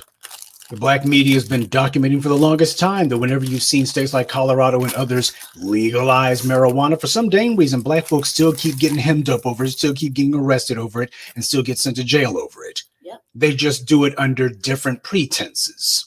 And as far as the sale of marijuana goes, they got no problem with that, as long as it's white supremacy selling the marijuana to Black people. We should have a rule about these kind of things. You notice that I am not sitting here telling you, you shouldn't own a marijuana dispensary. I'm fine with Black people owning a marijuana dispensary. I am not fine, however, with Black people using the product. And I'm also not fine with having a bunch of white money propped up bootlick operatives, interlopers coming into our community and attempting to co-opt our history and our icons as nothing more than a gateway drug to feminism, intersectionalism, and asinine alliances that do not work. I'm fine with Black people owning weed dispensaries. I'm fine with it. In fact, we should do what this white supremacist society's done to us. Make sure that you set up the dispensary as close to the schools as possible. Make sure that they're on the white side of town. You want it to be within easy reach of all those residents. Make sure that they have access to it. Because if it's okay to have a liquor store on every corner in the Black neighborhoods, especially liquor stores that Black people do not own, who put nothing into the community but take money out of it, while breeding all sorts of otherwise undesirable behavior and elements in the area, well, in that case, then you shouldn't have a problem when it happens in other people's neighborhoods. But somehow I think that having Black people owning marijuana dispensaries in predominantly white areas will be greeted the same way as Black people who own a restaurant in a predominantly white area or in an area where the white supremacists think they've got sway with the local governmental authorities. This video address happens to be about marijuana and at the same time is not about marijuana at all. The same way that this putrid little defecating on our icons has nothing to do with Josephine Baker and nothing to do with Billie Holiday. And it has everything to do with the continued onslaught against the things that are precious to us, the nonstop effort to redefine it and mangle it and twist it and pervert it until it says what white supremacy wants it to say. As Malcolm said, every time you break that seal on a liquor bottle, that's a government seal you're breaking, and he's absolutely right. Because if they didn't want you to have it, you wouldn't. Don't believe me? Just out of curiosity, how much money you got in your pocket? Yeah, there's trillions of dollars floating around, but for some damn reason, these white supremacists are excellent at making sure you don't get any. When's the last time or any time that the white media or their Black bootlicks have made it a point to prop up somebody who's talking about this empowerment stuff, things that's going to put you in the driver's seat? Oh, if weed dispensaries are so great, then how the hell is it that these guys are not doing nonstop, around-the-clock coverage, asking why is it that you got these members of government stopping Black people from getting into the game then? Why is it that they're not making that their focus? Oh, yeah, they'll talk about somebody who gets a weed shop for the sake of glamorizing it to you, but they don't talk about it in terms of the economy. They don't talk about it in terms of Black people realizing the income. It's always dressed up in, look how nice it is. They've got a weed shop that's themed like a Harlem Renaissance speakeasy. Well, that's not who we are, and that's not what we're about. You wouldn't be able to blow a puff of weed smoke thick enough to make it where we couldn't see through this white supremacist strategy. And on a final note about this story, yes, I'm sure you've noticed all over it that they got Jay-Z's name on there. Apparently, he's associated with the parent company as their chief visionary officer. Whoa. Whatever the hell that means. But the thing is, Jay-Z's lending out his name to a number of entities.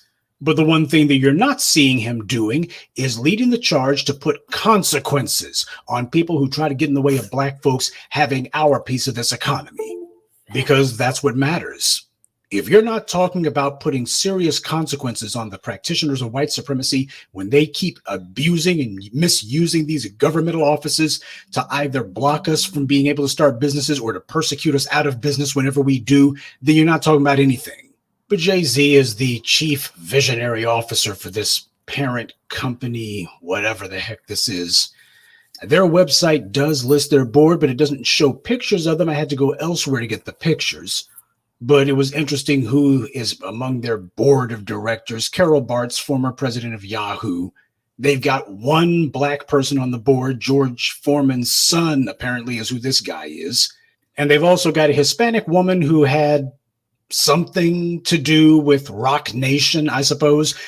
I think that's particularly amusing in a macabre, perverse kind of way. Because back in the 90s, you'll recall there were a lot of these up-and-coming rappers, especially Jay-Z, who every time you looked up, they had all of these Hispanic women with them. Puff Daddy running around with Jennifer Lopez, Jay-Z running around with Gloria Velez. Oh, yeah, it seemed like if you had some up-and-coming black rapper, here he was with a Hispanic woman on his arm. Some people tried to laugh that off, but it stopped being funny when you saw companies like BET who made it very clear they wanted Hispanic women to be the receptionists and basically the female faces of the company. So you've got these two black women here naming their little pot shop after two black female icons. And yet you look at the board of directors of this company, there's no black women represented there at all. Whoa. And the closest to representation you've got on that board at all is one of George Foreman's sons and some woman who had something to do with Jay-Z's company. Jay-Z must be proud. Apparently, he and Rihanna became investors along with some other folk who are of very little consequence. But I'm willing to bet that Jay-Z will represent black people's interests at the parent company about as well as he did at that other white company he was associated with, the NFL.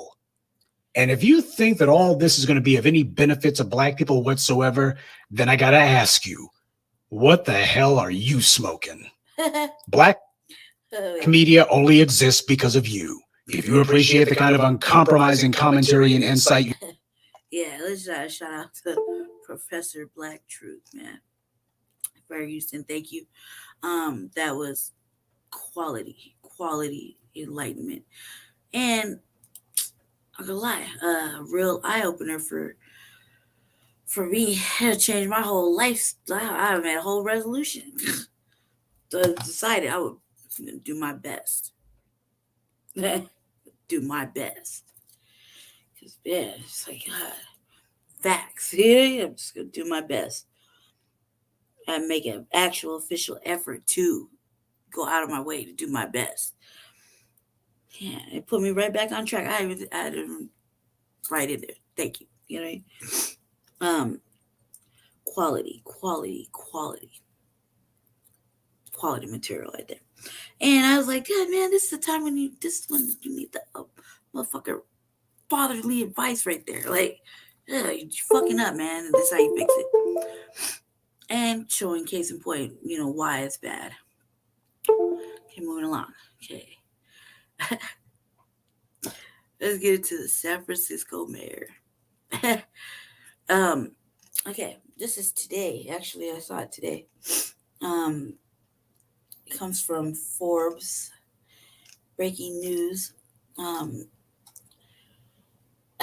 Yeah, Forbes breaking news. Wait, let me take that. Let me make sure I'm saying that right. Just make sure I got it right before I even get into it, because it is hilarious. I was just clowning around anyway, but God, man, I had to get it out of my system. It was just like, oh, what is this? What is this people doing? 1 second. Where am I at? Excuse me. 1 second, family. I can't see right now, so I'm just like, everything's like blown up. So just give me one brief minute. And just like get over here to my history so I had it pulled up and I'm moving around and looking at things because I was all over the place today with catching up on the things I had missed. Yeah, here we go. I take that back. Yep, no, I was right. The title of this, let me just get to it.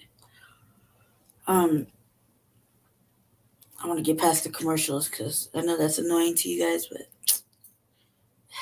shit's expensive nowadays. I don't have it like that. I miss the days when I was really doing the most to fucking live and money wasn't really that bad. I'm trying to change my life. It's been hard. Really hard. Very hard, actually. To not sell drugs or anything else. It's been very difficult. I would say it's worth it. It's debatable, I guess you could say. Some people find fulfillment. I don't know. I had never had good luck being normal, so I'm trying it out this time. I gotta say, at least this time I gave it a real serious. We're looking at 11-month effort of actual change. It is quite serious for me. I kind of made a little commitment to it.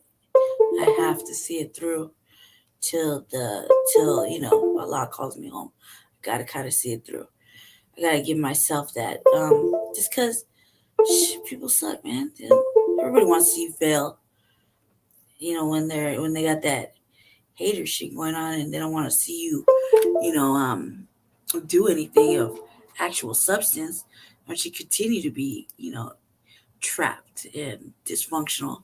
They enjoy that. They will enjoy watching you fail. You wouldn't think so. You're like, oh no, that's not true. Oh, it's fucking true. People actually enjoy watching you fail, and however they can help you in that dysfunction, they're down with the get down on it. I don't understand it either, but that is the way of the world. That is how I've seen it lately. This generational haterism shit going on, and just do not want to see you win, no matter what you do to change and do at least of things of service. Just to be a person of doing actual real life, being a regular citizen in the actual city you live in, of service, being useful, not being a degenerate, not being out there, not just reckless and shit. They do not want to see you, not want to see the change of you. They want to keep you fucking in a state of mind that they love watching you in, struggling in and out of jail, in and out of whatever. Not stable. They love to see that. So when you start to stabilize and you start to get some fucking sense about yourself, build yourself a proper foundation, and so you got to start off at scratch because you don't have those things weren't easily available to you for whatever fucking reasons of you just people do not want to see you have that, so they do everything, anything to discourage you, shame you, embarrass you, humiliate you, tell on you, fuck with your emotions, stress you the fuck out. Anything to keep that shit show going, because you succeeding, educating yourself, fighting the bullshit, building an actual life that has the right things that a person actually needs, like structure, foundation, learning how to budget money, learning how to take care of yourself as a realistic adult, learning how to pay bills, learning how not to fuck off your money, how not to get wrapped up in vices and stupidity of other people, just stop doing all this other legal nefarious shit and actually sit down and try to be like every other person in this society of a city you can't live in, actually try to stabilize, because now you have that chance. You can seriously be focused about it. Hell no, they'll do anything to keep you in that cycle of fucked up shit, just so you don't better yourself, and you don't learn to think for yourself, and you can stop depending on motherfucking terms of white supremacy, and you're all of a sudden not their bitch, and they can't handle it because you decided that, oh, I'm awake now. This obviously has been 40 some years of help me. All right, fuck you. You don't want to help me? All right, watch me do it. I'm gonna do it regardless of what you say. I'm gonna do it. They don't want to see that, so they'll anything to discredit it and keep you as a motherfucking criminal and a degenerate, whatever they can do to sell that shit. Go for it. That's what they do. That's what they do. That's what the city does. Some motherfuckers that don't understand you do. Some motherfuckers that are just genuinely don't want to see you win do. That's what sometimes your own motherfucking people will do. Your friends, everything. Everything is all suspect now once you wake up, reassess it, program it, re-educate, fucking, you got your blinders off. You're like, sorry. Fucking villains are afoot. It's a real life fucking game of your life. It really is fucked up. You can't let them win. And by the time you recognize it, shit, the game has been playing for a long time and you're just barely figuring it out. You're like, fuck, man, now it's getting fucking interesting.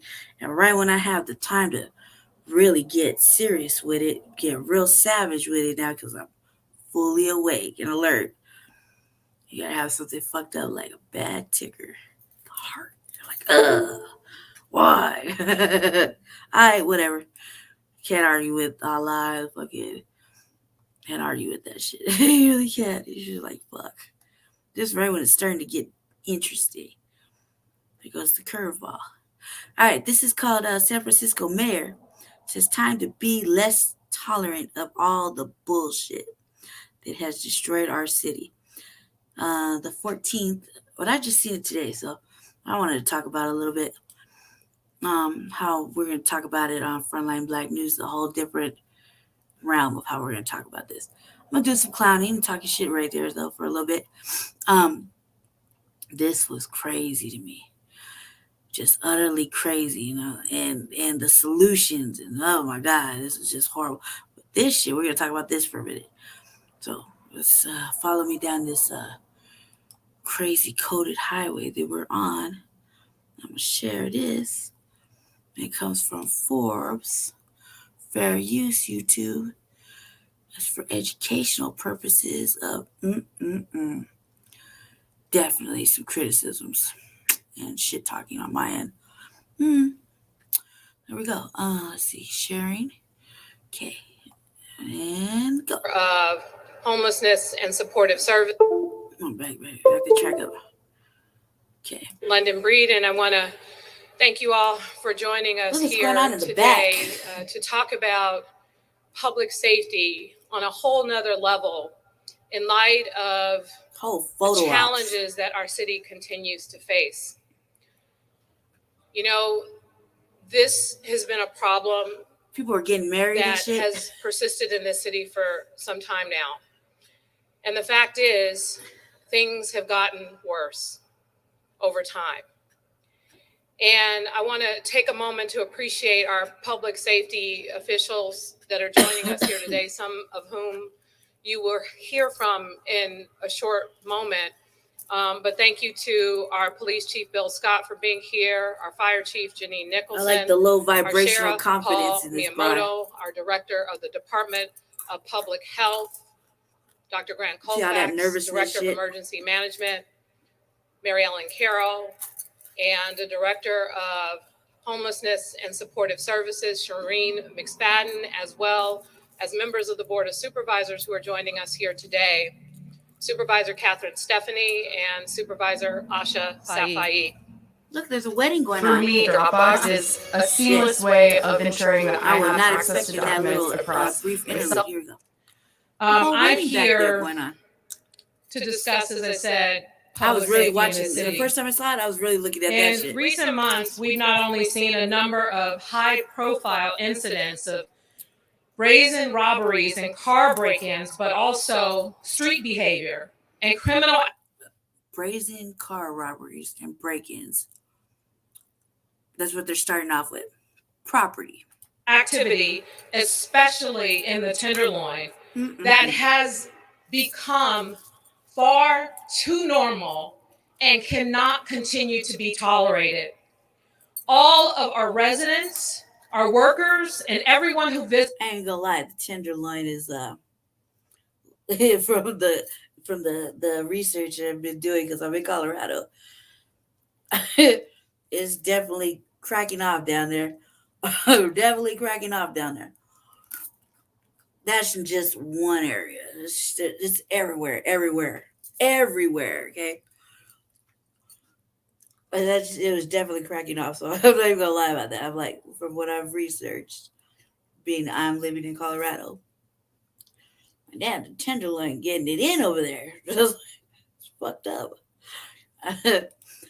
Visits our city should feel safe no matter what part of town they're in. I'm celebrating And family thing. I know that San Francisco is a compassionate city. We are a city that prides ourselves on second chances and rehabilitation.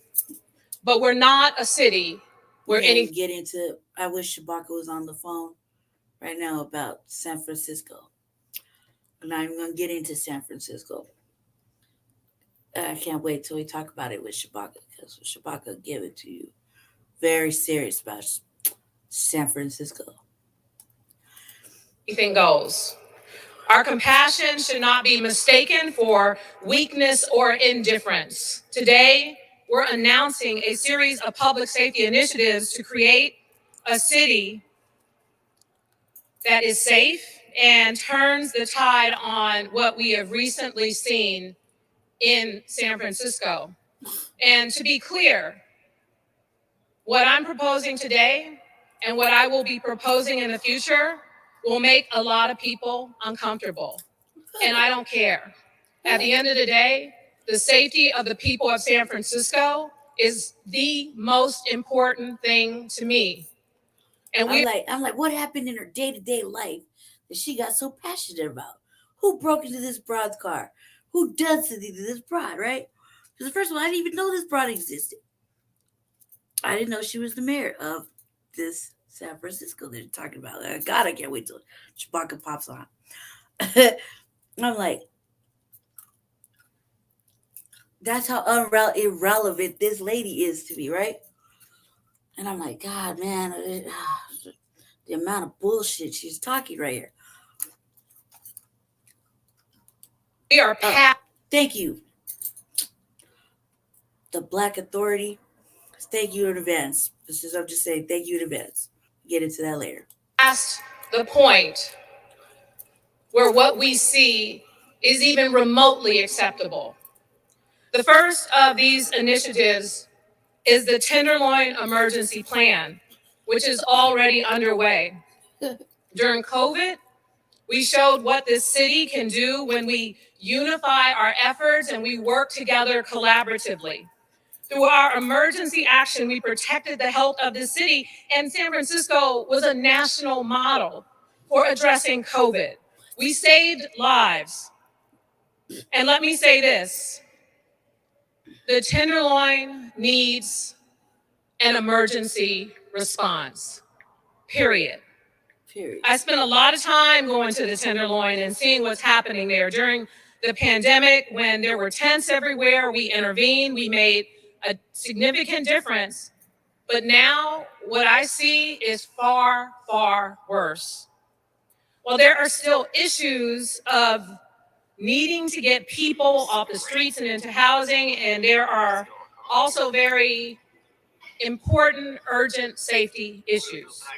Last week, I met with a group of families from the Tenderloin. Hearing their stories were hard. Hearing their stories were heartbreaking.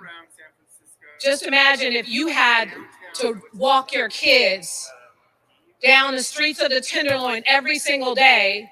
This is what she's talking about. With people shooting up selling drugs, and because the sidewalks were so packed with people, you had to walk out onto the street in incoming traffic on a regular basis.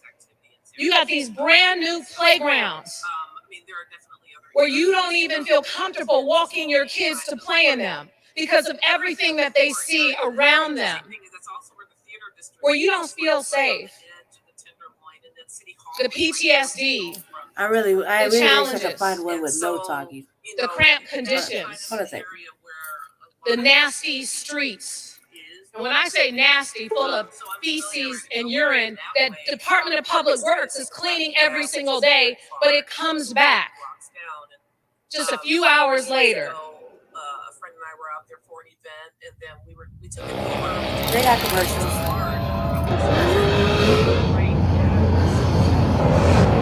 God, man, it's like too much shit. Run yourself, damn YouTube. I'm just kidding. I'm playing.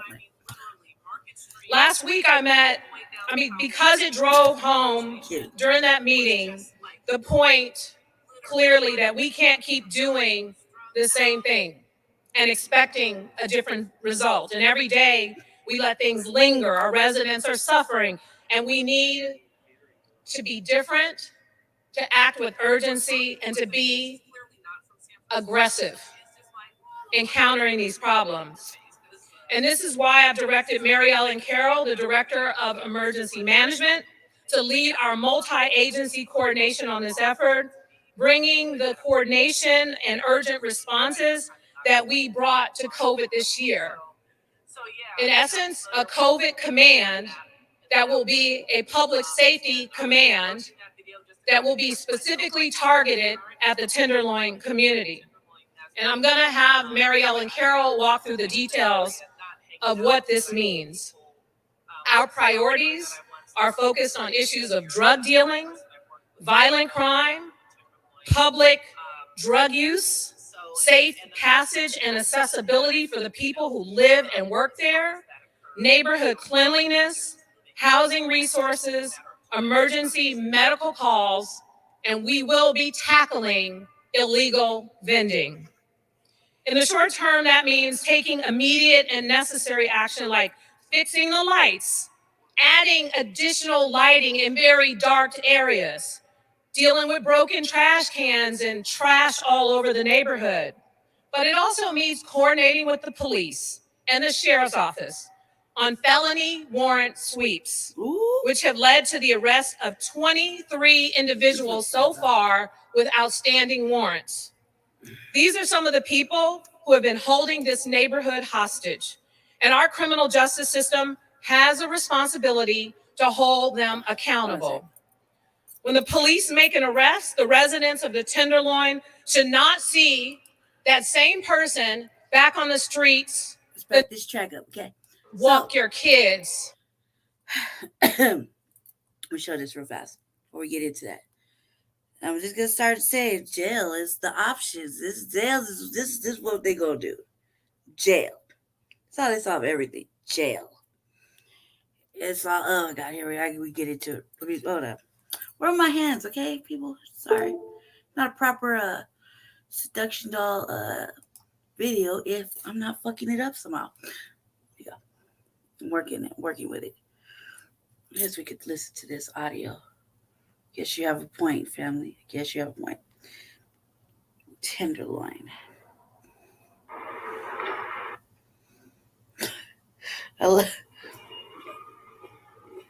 This is not funny at all, but it's kind of funny to me for a whole bunch of different reasons. Okay, here we go.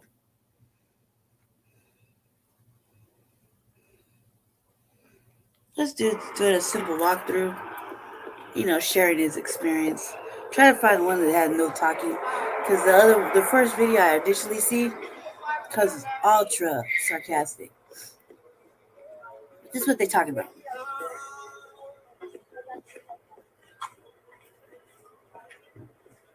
That's not on my end. I didn't throw that music on. I just decided to listen to some music while I cruise through the hood.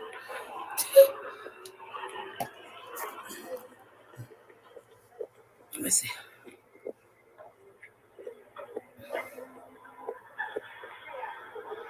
You guys can see it.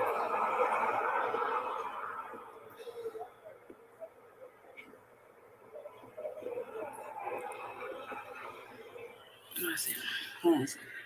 Hope you can see it because it is. Hopefully, it's got to get spicy.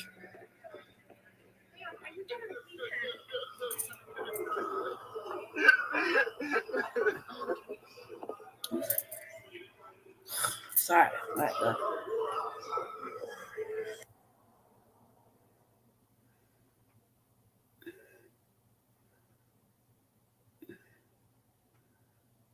I don't know why it shut off on the audio. That's not me.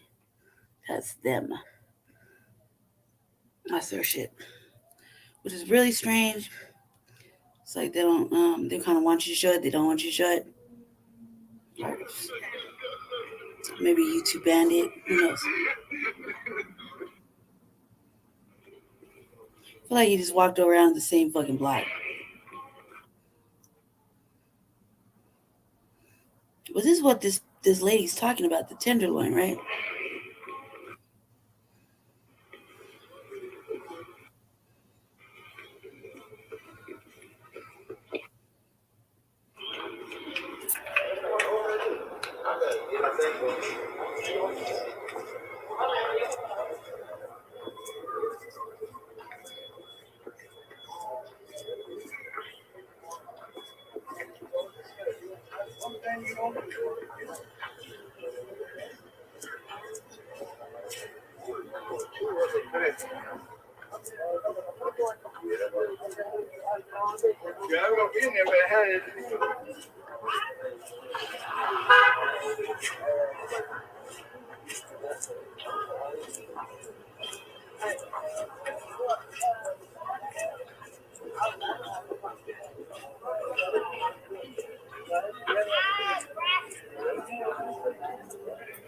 This kind of look like what's going on in everybody's city now, right? Let's not forget that I said it was gonna happen like this, like, right? This is everybody's city.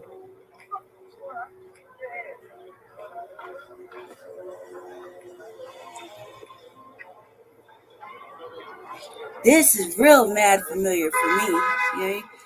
So this is like every day when I go outside. This is like everybody's city. Everybody has big cities should look like this because that's what's happening now.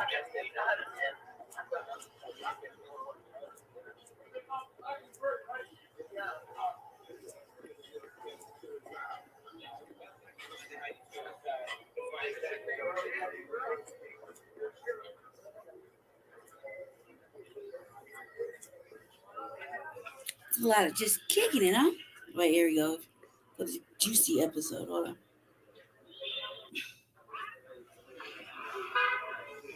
Bear with me, family. I got a heart condition. Bear with me.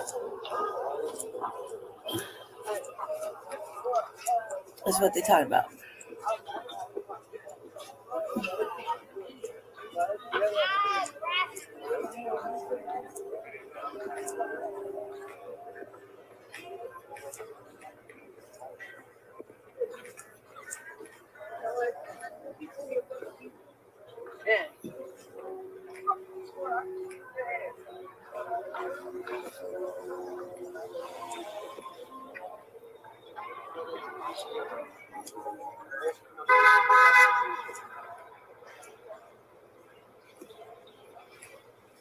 This is what they're talking about right here.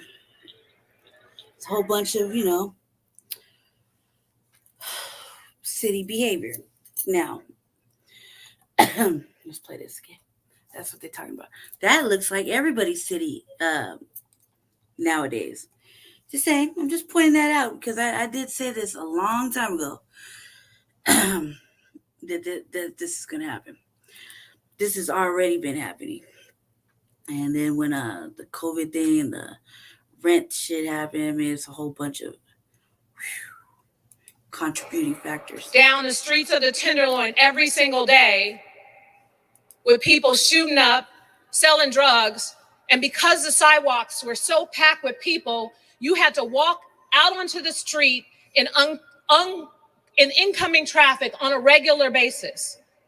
You got these brand new playgrounds where you don't even feel comfortable walking your kids to play in them because of everything that they see around them, where you don't feel safe.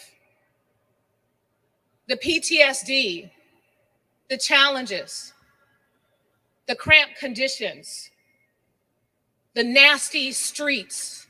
And when I say nasty, full of feces and urine that Department of Public Works is cleaning every single day, but it comes back just a few hours later. I'm only laughing because last week because it drove home during that meeting, the point clearly that we can't keep doing the same thing and expecting a different result. And every day we let things linger. Our residents are suffering, and we need to be different, to act with urgency, and to be aggressive in countering these problems. And this is why I've directed Mary Ellen Carroll, the Director of Emergency Management, to lead our multi-agency coordination on this effort, bringing the coordination and urgent responses that we brought to COVID this year. In essence, a COVID command that will be a public safety command that will be specifically targeted at the Tenderloin community. And I'm gonna have Mary Ellen Carroll walk through the details of what this means. Our priorities are focused on issues of drug dealing, violent crime, public drug use, safe passage and accessibility for the people who live and work there, neighborhood cleanliness, housing resources, emergency medical calls, and we will be tackling illegal vending.